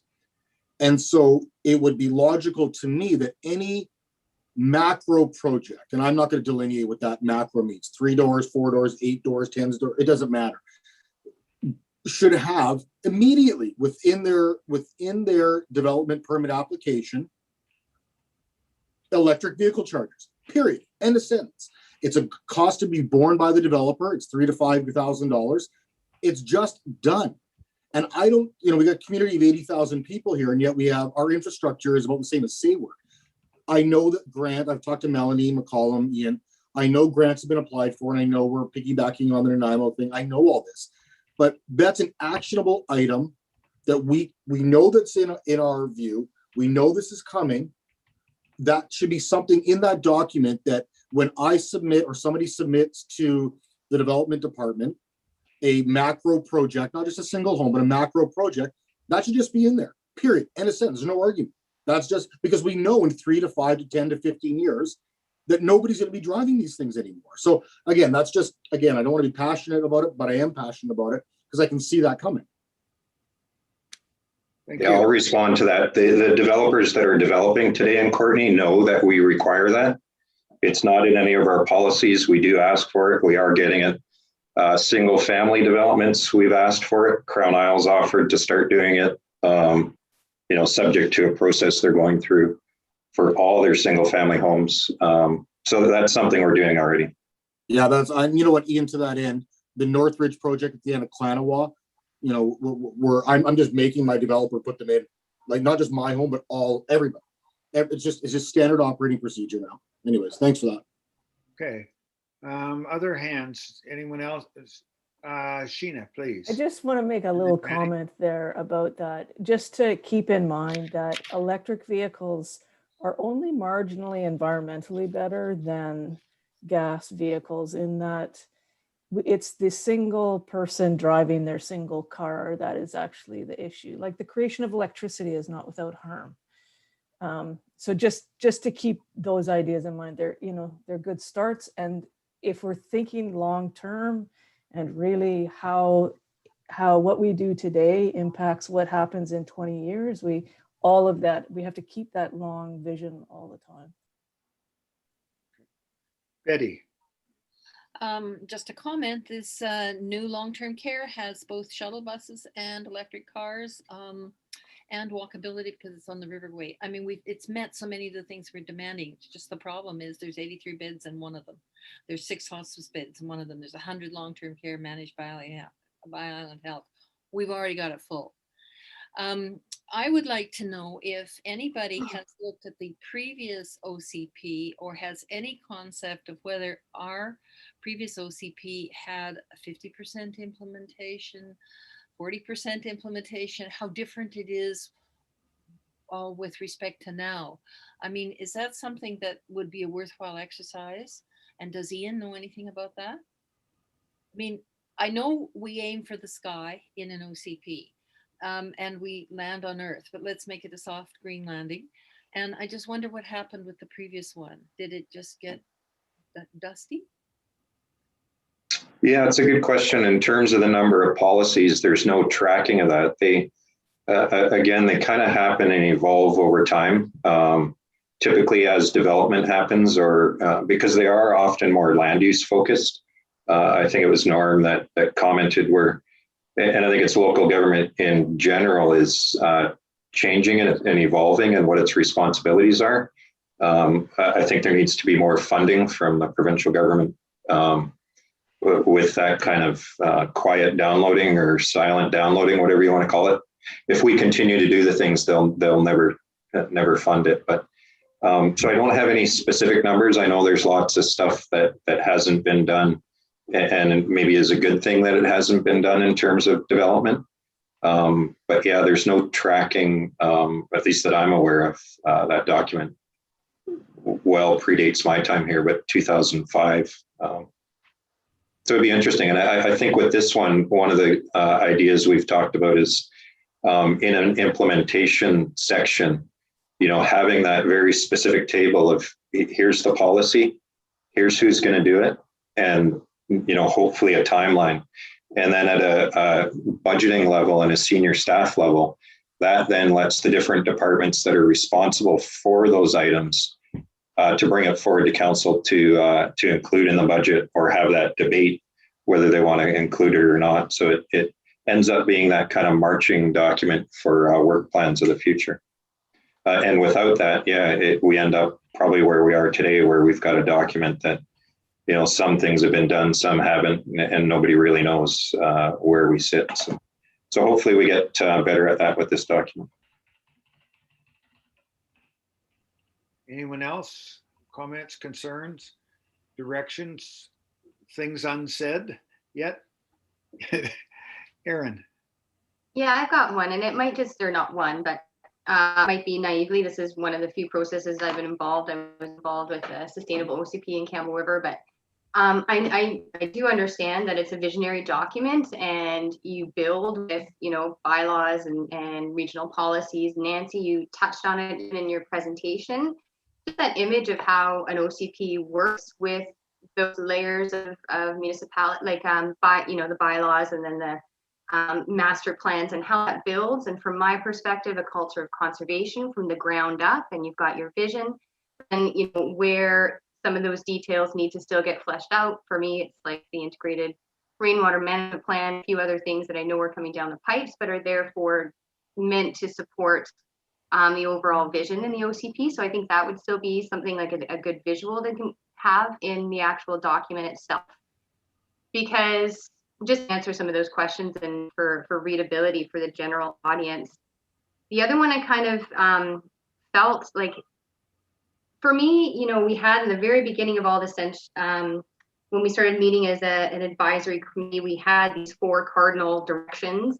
I think that needs to be more front and center when you start reading. I don't get a sense of urgency from this OCP. I don't get the climate emergency. I don't get the why we need to act now and this is how we're going to do it.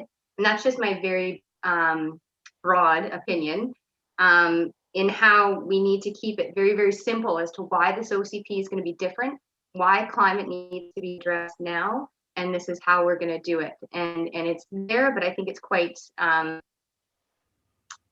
overly detailed. I still go back to that. It needs to be readable in a, you know, in an overall format. Yeah, so I really feel that those cardinal rules, you know, that's how we got sold on the OCP in the beginning, and I think it was missing. And again, that KFN engagement, I felt that section was super disingenuous, you know, with the quotes from the website. If we don't have the capacity from KFN to participate in this document, I think there's opportunity to still have that storytelling narrative and how that's defined our community in that section. I think we'll put it in if it's quoted from a website. I just think that's totally not okay in an OCP. So like even just going back, there was a Hackite Institute article on glacier with the Comox Valley Glacier going in 50 years due to climate change. Tying that First Nation storytelling, narrative placemaking might be a better fit in type of a section, just because I find it completely disingenuous to be cut from a website. And if we don't, then don't include it if we don't have that engagement. I that that also struck me, and your comment about bringing forth the cardinal directions much more strongly probably was music to Betty's ears, who I think made a very similar comment as we were planning this agenda, that has to be highlighted more in keeping the big picture in mind for people and bringing them back on the refocus. Tom.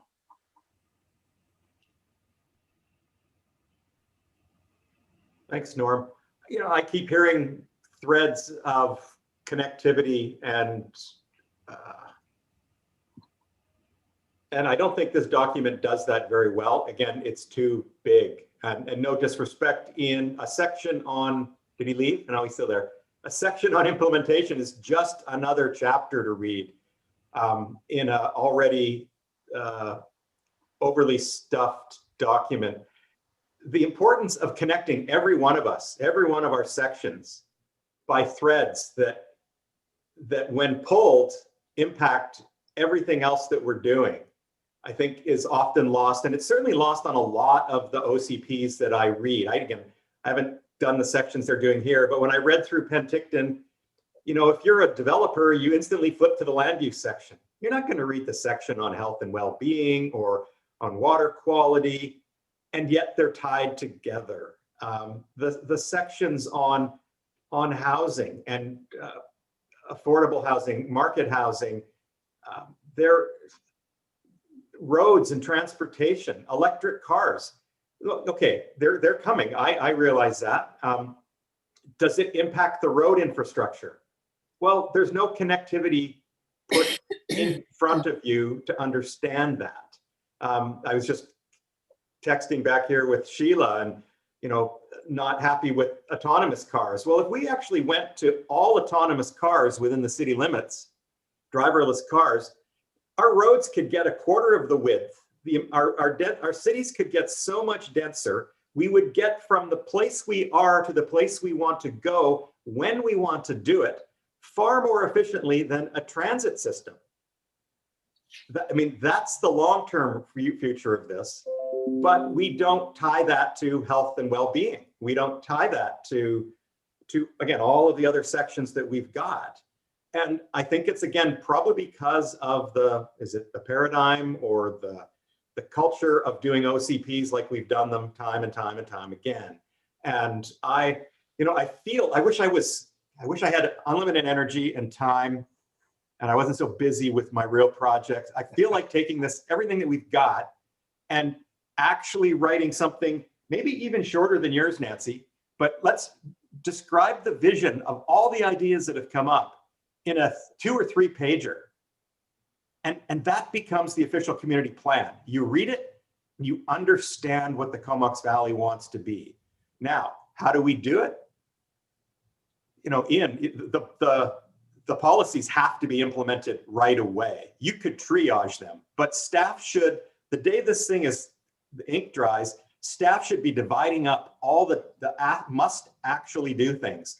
Hire the engineers to come up with a new infrastructure plan. We just did a transit plan, you know, the same old way that we've always done them. I bet if you read that transit plan, it doesn't connect once to health and wellness. Probably maybe a line or two, but it won't, because we silo everything.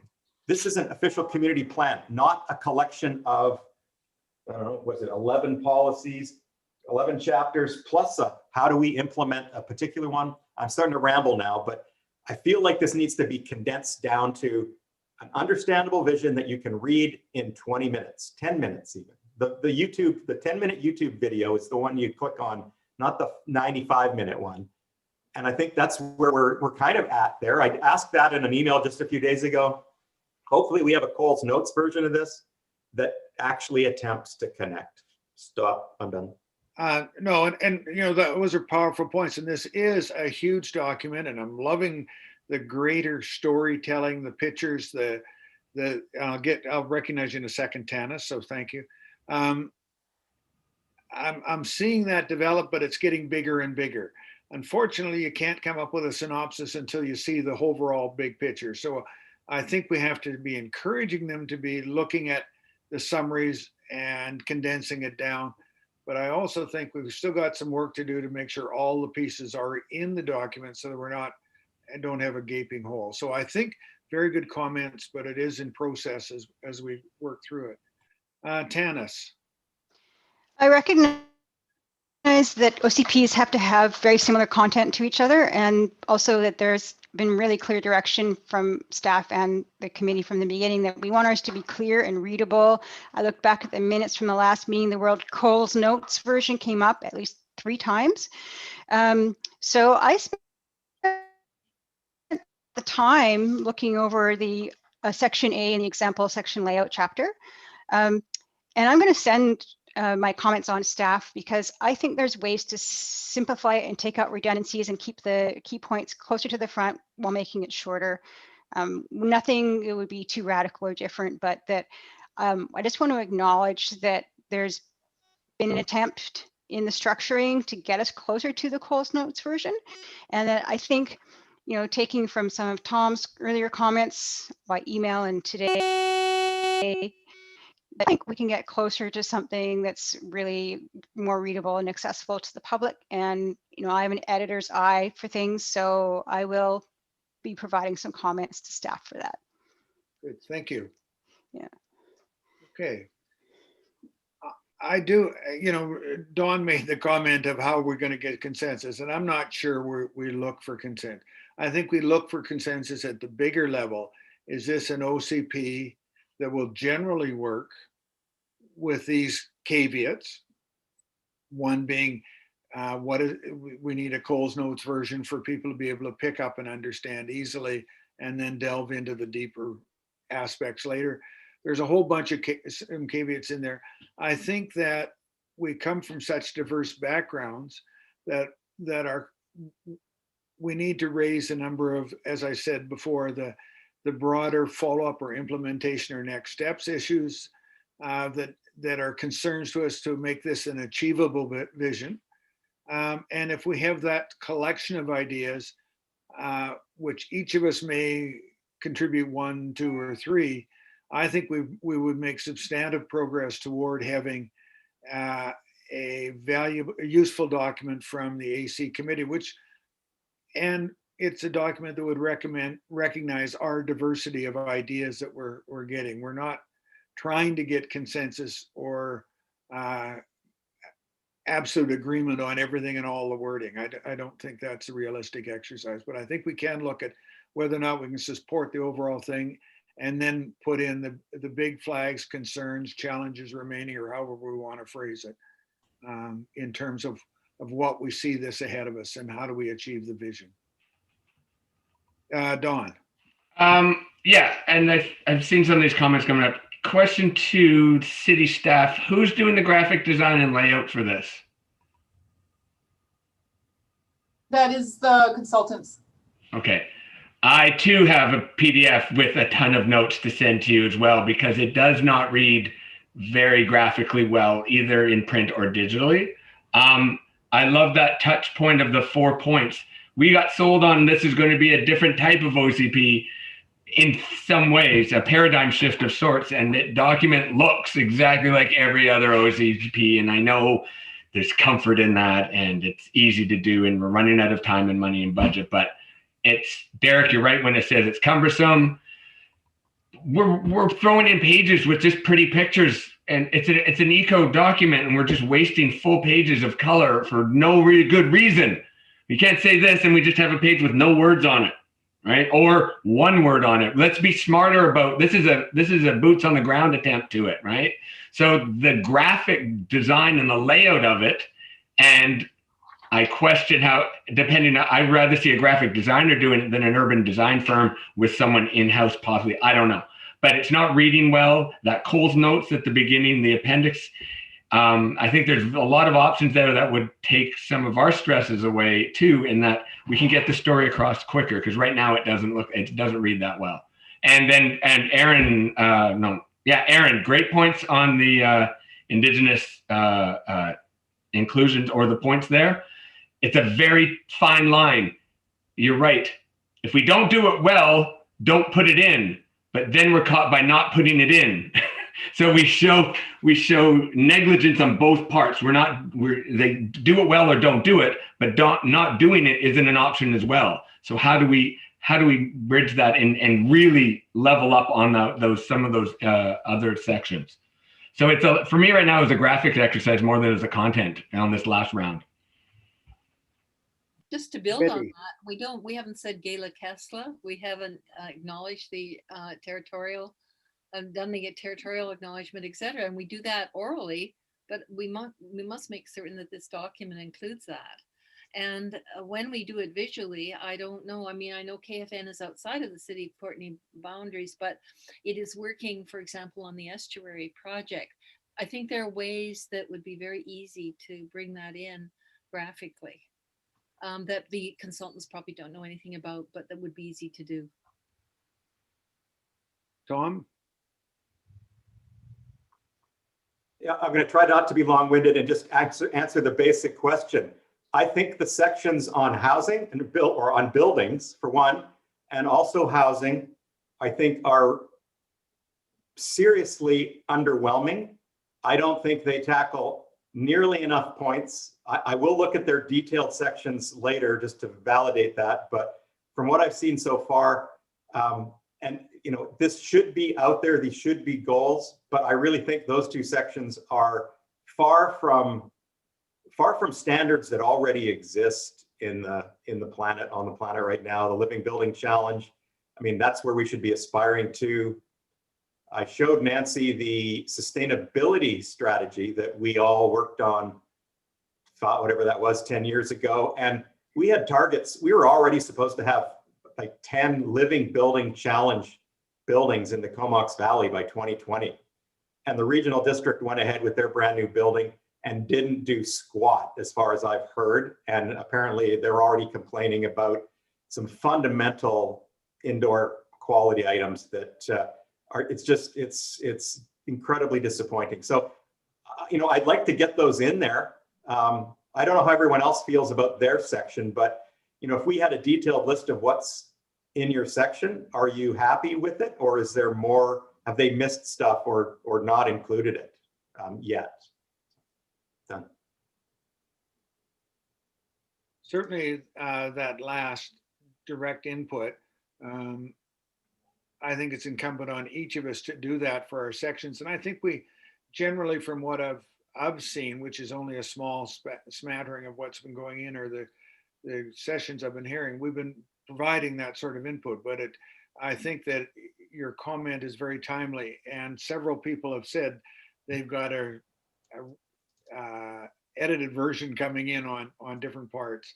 I think it was Tanis and Dawn in particular, but I think more of us are at that stage. So I would strongly encourage everyone to keep doing that, is because our inputs into the development of the document are one of the primary reasons why we were called together as a committee, to bring our different skills to bear across our sectors and interests and experience. Okay, a little bit of a process question. We've been going now for an hour and 45 minutes. We had hoped this would be somewhere between, well, we knew it would be somewhere between a 2-hour and a 3-hour meeting. We could, carry on with the discussion if there's critical things that you feel still need to be done, or challenges of what I've,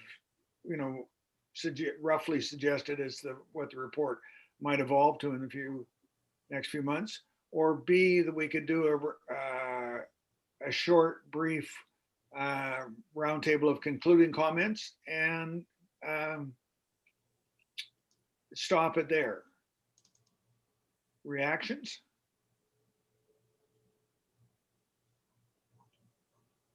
And seeing none, I think I'll go to Plan B. I'm just wondering. I'm going to be stepping away at 2:00. Is anyone else leaving early? Right. Yeah, there's people coming. That's one of the reasons why I want to do that, and I want to go down the list of people who flagged when they have to get off. Can I just ask, what do the staff need from us from the conclusion of this meeting? What do they need to move forward? Okay. Yeah, I can fill in. So the objective was so we could hear from each other and starting to feel, if those puzzle pieces coming together, but there's still lots of time. Well, there's still time, ideally in the next month that we're getting, and even sooner, your more detailed comments on those chapters, the layout comment, all that's very useful. I look forward. As soon as you're able to send it, please do. We're just ongoing, changing, incorporating things. So I think we just want to lay out that message that, the timelines had shifted so much that we just wanted to reestablish that understanding of timeline. And then, that's really it. We need to hear from you. You've provided a lot of really strategic advice today. And then I think that detailed advice will be coming through individually in your chapters. Thanks, Nancy. Okay. Brief concluding comments, and I'll jump around this time, trying to flag the people that have to go soon, being earlier in the list. And then we need to have a motion about establishing the next meeting and an adjournment motion. So we'll do some formal stuff right at the very end. But Dawn, you're leaving soon. Sure. I think I've spoken enough already. People get tired of my voice sometimes. Overall, great work.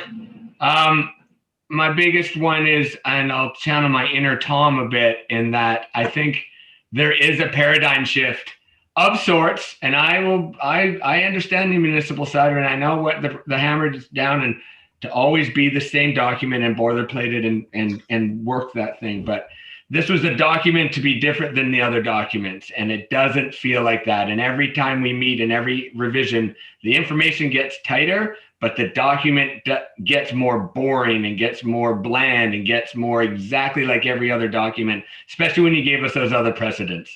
So is there a way of being both? Can we have a sexy, really fun, informative 2-3 pager? Can we have something that is thick on documentation? Can we have something that shows orientation? I don't know that. Might not be in the client's or the original proposal, but I would be very disappointed with 2 years of work to have a document that looks like exactly every other medium-sized BC town's document. Okay. So that's my push. The information aside, readability, legibility, information. How are we going to make this different with all the work we're putting into it? Good.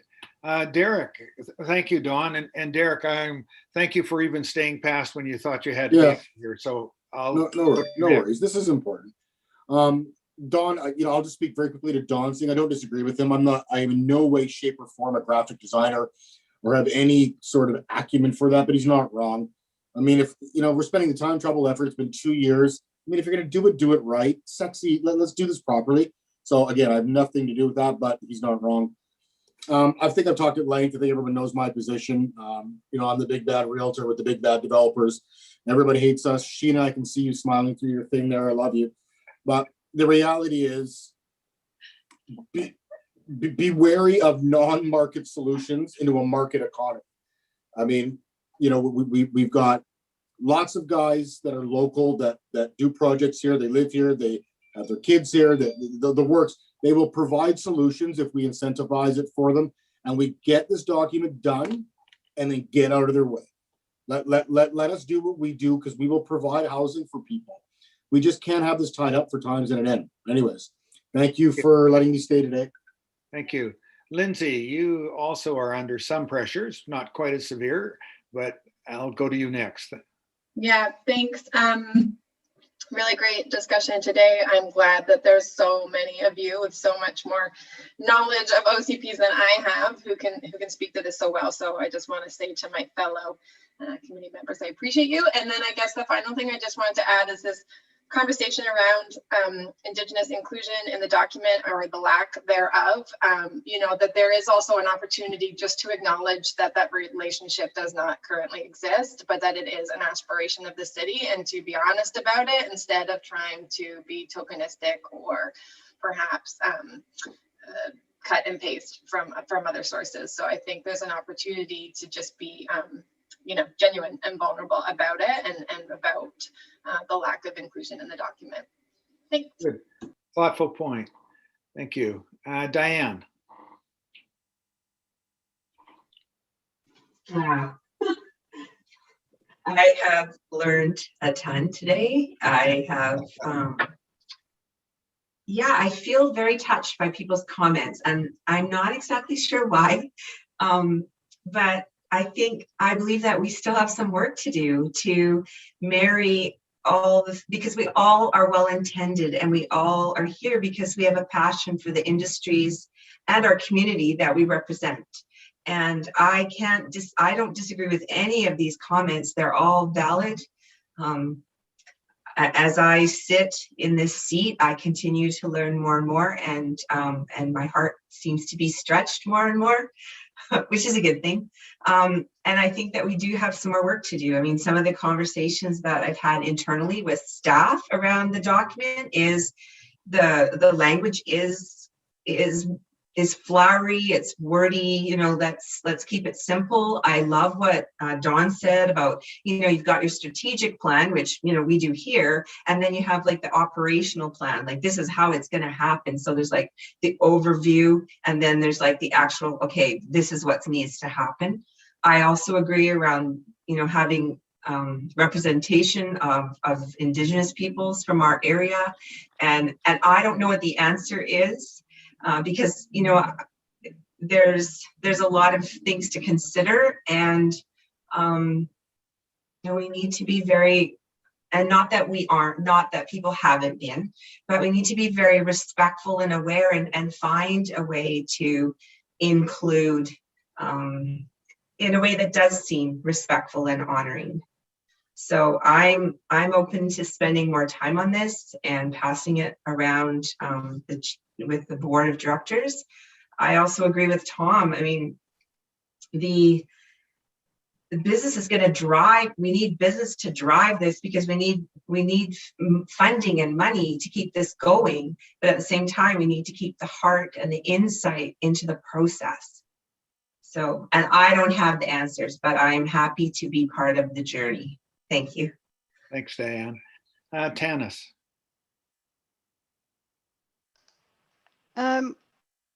My sense from myself, from what I'm hearing from everyone, is that we all see that there's all these pieces that is coming together, that we're not sure how they're all going to mesh, and it's really important how they're integrated and how it looks, and how it's received, and being able to be understood by the public. And I'm pretty sure staff that's exactly what they want from us, and that we can help them make it happen in a way that I think most of us can end up being pretty happy with. You know, maybe the reconciliation pieces aside, I'd be interested to hear more from staff about that piece. Good. Well said. Sheena. Thanks. Again, I think that my final comments are, I mean, I echo a lot of what's been said. I support Lindsay and Aaron and others in how we reflect our relationship with the Indigenous peoples of this land. So I do also think that there are other processes in place that are government to government, nation to nation. And so I think that if those are ongoing in the background, they needed to be forefronted pretty quick. So we are aware of what the ongoing relationship seems to be. You know, I know that this feels like a different OCP because we have those climate targets driving a lot of it, and we've brought in the kind of social side of city life. And I think that when I read the document, one feels like it's been written by 15 different people. I didn't feel like there was a flow through it. I must say though, I was astonished to see the word delightful in it because it's just not usually a word I associate with an OCP. Oh, it was a delightful little meeting we had. So anyway, I liked it. Like, don't get me wrong. I like using that kind of language. I thought it was fun. But the document reads very much like the pieces I feel like I bring forward from my sector are left to be the and them part. That it's like, so we're going to do this for the city, and then we're going to do something for those people who don't have that stuff. So and that's what I was talking about with some of the language throughout the document that really places those issues as not central to city business. And I think that we have to start understanding that our social fabric is central to city business. Diane, it's great to hear, you know, the knowledge development that's happening. And really, it's great for me to hear business finally identify the housing market as an issue for business, because many of us have known that for a long time, right? When there's 8 people sleeping in a 1-bedroom apartment because there's nothing else and that's all they can afford. Like, yeah, so it's great. I feel like this process is marrying some things. I'm sorry Derek had to leave because, you know, he's the big bad developer as much as I'm the big bad socialist, and I'll wear that as much as he'll wear his. So I think that we do have to acknowledge that the free market hasn't exactly gotten us where we want to go, and business doesn't always take care of things very well. Those are lessons that we have learned through the centuries, and through the centuries of having OCPs exclude the social nature of our communities. So those would be my final. I have a few like specifics, Nancy, that I'll send you where I just see that outsider language. I'll send that along to you, the specifics. Thanks. Good. Again, well said. Aaron. Actually, perfect timing, because after Sheena, maybe I'll be the big bad environmentalist. And again, so sad to have Derek not be a part of it, because I understand, you know, this fear within, not fear, but this continual barrier that the development industry feels when working with the environmental sector. But we're here to work in partnership. Courtney is, you know, defined by such beautiful land and geography. It's only going to be an asset to the market. What we want to be doing is building those relationships in the ground up, and it's doable. It's 100% doable if we, you know, put in the time. And I really appreciate having a forum with diverse, you know, we were talking about having, it's too bad this doesn't keep on going after the OCP process, because in some aspects, I learned so much from the different sectors and bringing forth, and I was like, oh yeah, of course, that should be brought in. And those different aspects. So I'm just really grateful to be a part of this process and learn. It's a living document. I think, you know, with the experience on this panel in Zoom, and then also I feel like there's a lot of investment and integrity, I guess, within Ryan, again, with the staff as well. Like, I feel like they do want it to be as great of a document as the time that we are putting into it as well. So I think for the time of staff who have been probably doing this for the last year, you know, and a bit as well, as much as we, you know, chime in for a meeting or two. So again, it's a living document, and I think it can evolve. And yeah, so Nancy, for us, again, I won't reiterate. I think we've kind of had the hurdle of we need to make it a little bit more readable and digestible and make those connections and those overlaps. So Nancy, I think Tanis and I hopefully can work and coordinate maybe our feedback a bit, Tanis, so it's not another mail hitting her, yeah, okay, inbox. And yeah, again, just very grateful to have all these sectors invested in shaping a future for Courtney. Thank you. Betty. Yeah, I know we can't direct staff, and I know we're a visionary document that we're trying to produce a visionary report, but I'm wondering if we can at least ask some questions. And the questions I'm thinking of are along this line. Can we identify urban Aboriginals who are increasing an economic force and a social cultural force right within our community, not just KFN? It's so easy for us to say KFN, but most of the KFN members, especially those who are middle class, don't live on the reserve. They live in Courtney for the most part. And so that's one question that I don't think we have time or interest to address, but is there a place to put in sort of for the future questions? And the other for the future questions is this business of what we can afford. And we know we depend upon government grants, we know we depend upon taxes, but there's also a considerable economy that goes on with NGOs and donations.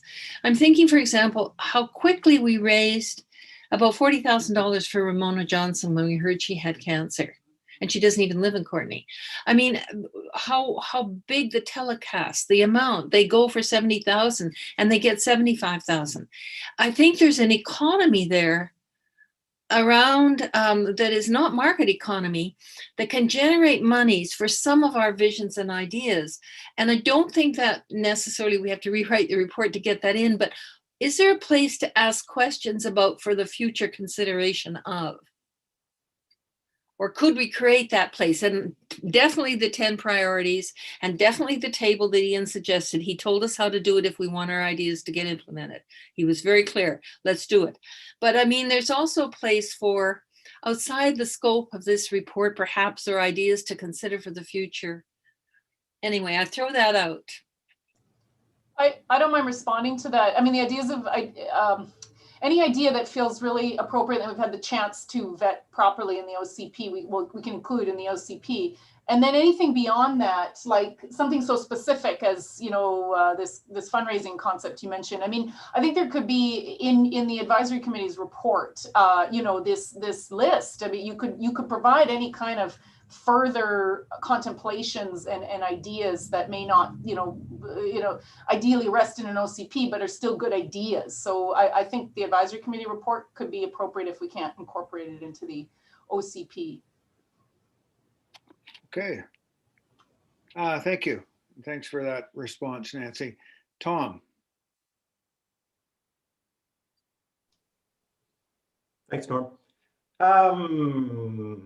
I have one technical question for Nancy at the end, so remind me about that.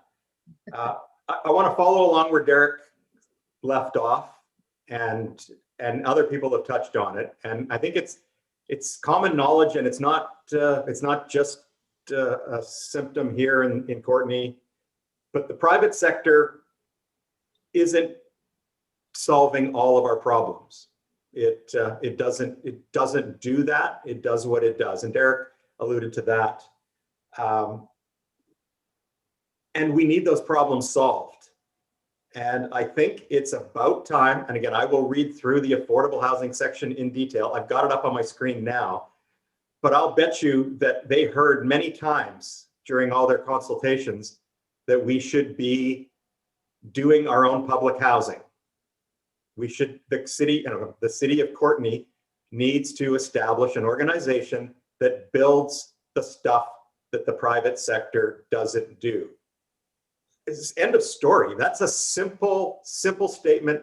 It's actually quite simple to put in place, and it's time. It's absolutely time, or we will continue writing these documents until the only people living on the planet are all the rich. Because you read the stuff here, Courtney residents are navigating a housing system that is not meeting the needs. Well, it is. It's meeting my needs just fine, but I'm lucky. You know, so we need to tackle this. Betty, your thoughts? Why the heck could this organization not do a big telethon to build another apartment building that's subsidized. Right? If we're so generous, we're contributing to our own infrastructure. We're not donating money that's going to some private organization that's getting bonusing from the city to do higher, bigger units, that may or not be helping out livability and other environmental issues, to build a few token subsidized units that are below or sold at cost. We can't afford cost. We're going to have to do our own system to start developing all the things. And I'm just talking about housing. I'm sure that Sheena and Lindsay and Tanis have all kinds of objectives in their sections that the private sector isn't going to do. And you're constantly going, please, we need money. We want to do this. Well, if we're actually got a local organization that's owned by all of us through a municipality, we can do fundraising that goes into those projects. And I'm contemplating that in terms of writing up this affordable housing thing, putting some ideas in there that I'm sure were brought to these consultants, but I don't see them anywhere in the documents. Okay. The technical question, Norm, just to finish, and maybe Nancy can answer this. I don't know if she did it on my chat, but when I open these documents, wherever they are on, is it your Google Drive or something? Yeah, they're now in 2 shared drives. You can access them on Google Drive or the city's what's called own cloud.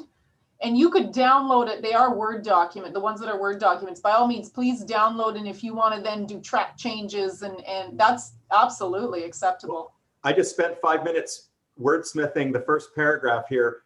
Are you going to see that? Is it like wrecked your original? It would not, those changes would not live in the own cloud one. To be honest, I'm not clear on if they don't live in the Google Doc version. Okay. I can check. Again, I don't want to wreck everything that you've done, but it would be nice if anyone that was looking at this in the future saw my edits automatically and could, could erase them quickly before they. It should show your edits, so it can be shared by everyone, whoever sees that document. So it's a living document, so 2 person can edit at the same time too. You saw that, Tats? Is that what's happening in real time? That's how it works in Google Drive. Okay, well, we can follow up on that as well. Sheila, do you have any final concluding comments? No, I don't think so. It's an interesting conversation, and we've really gone a long way from the OCP document and our concerns about implementation and the piece of all our roles that we all have together of figuring out how to make it happen and how to make it happen at escalating speed. So I hope that it's useful input to Tats and Nancy and the others, because it's been broad and in some ways more about this implementation piece than the OCP itself.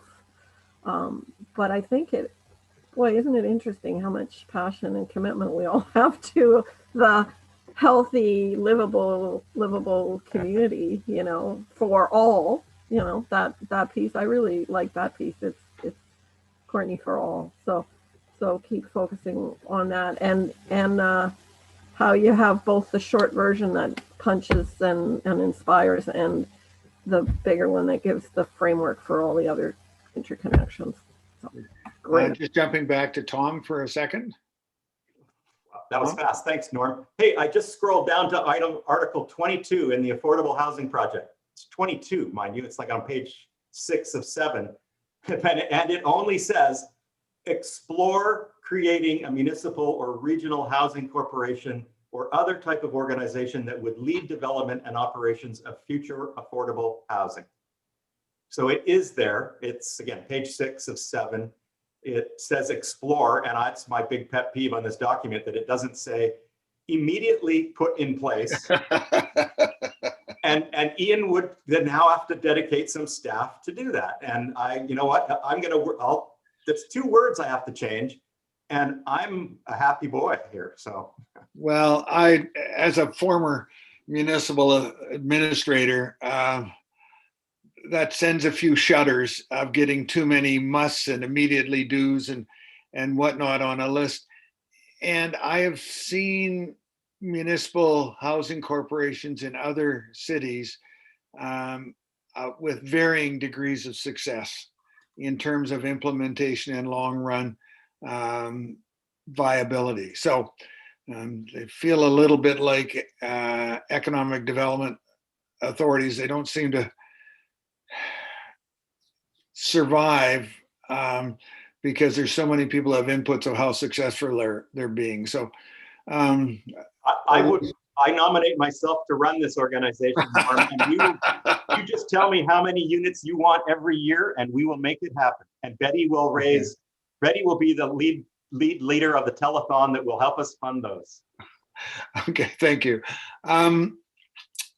Again, I too have impressed with the breadth, the depth, and the passion that we've had today, and that speaks to the issue. I have one hesitation for us all to bear in mind. The OCP is a mandated document the municipalities must have. And in that mandate or the legislation, I suspect there's a number of things that must be required to be a valid OCP. And so while I'm sure the city staff heard us as to how language might be improved or tightened or sections moved to appendices or whatever the suggestion was, they may have less authority than we're aware of in terms of getting to a solution that we see as the new way of doing it. So I'll just put it with that caution. I'm going to ask whether we do the two formal pieces of business, and then I'm going to ask Tats and Nancy and Ian, if he wants, for the concluding comments. Now, as an official council, a committee of council, we have to establish the next meeting. And typically we've moved a motion that a date for the next meeting be postponed and staff shall liaison with the committee to establish the next meeting via email. Are you comfortable with someone making and seconding that motion? Betty, Diane, all those in favor? No, Oh, okay, sorry, pardon me, I mistook that. Nancy put out a timeline that said that the next meeting of this group would be sometime around the mid-June or early July. I'd like to stay within that time frame. We've had enough slippage.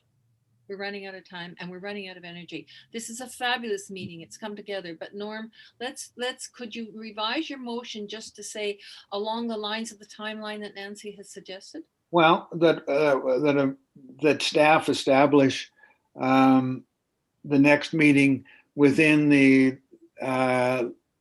late June, July timeframe as discussed. Then I definitely second. Diane, you're still comfortable? Everyone else, all those in favor? Carried. I can't do the next motion, which is an adjournment. Tats, do you have any concluding comments?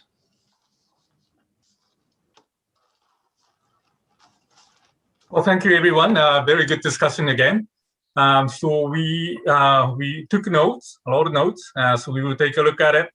And readability, legibility is much discussed. So we found that as well. So editing part is one of the biggest challenges for sure.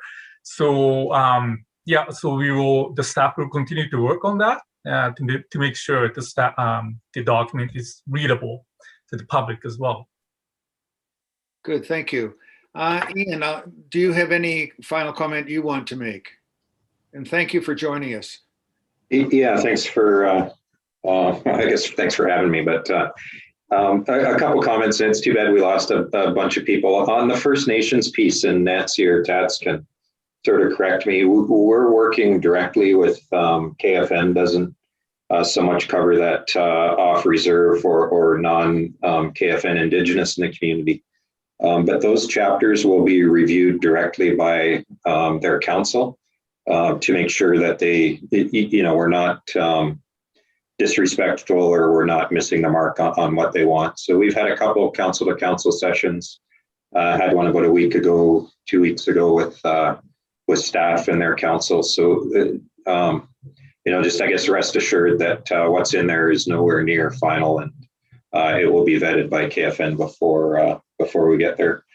The whole policy length of the document versus short, punchy, pretty. I get it. It's challenging at a staff perspective because we have so much we want to cover, as we see here even today with everybody's needs and how we make that work. But one of the things we've done, and I think whether we get the grant funding or not, we'll do it, put in as part of a development approval process grant money to make that short, punchy, easy to use for everybody, from sort of the mom and pop homeowner who wants to find out what's happening in the community to a developer who wants to build a megaplex or something. Again, I appreciate that, the clock's ticking. We want to get stuff done quick, and that's going to take time, but we do have that we're working on. And Tom, I don't disagree with you on the, I do get squirmish, kind of like Norm says, with doing some sort of municipal operated housing commission. I have recommended, without any support from the people that were involved in it, to the homelessness support services tax that you all pay into through the regional district, that maybe they revisit how that whole program is done, take that tax money that's collected in whatever other funding they can attract, and throw that the way the Capital Regional District does with their housing commission. Throw that money along with other federal funding into mortgages to build things, rather than giving out 50,000 at a time to different groups. Find other ways to fund those groups, because what they do is important. They need that funding. But maybe it's better to put that money in another way. Anyhow, got zero traction on that. So keep pushing, and maybe something will happen. And also just, to some degree, reassurance that we're not going to go forward with this till, I don't think everybody's going to be happy. It's always the challenge in local government, finding that balance.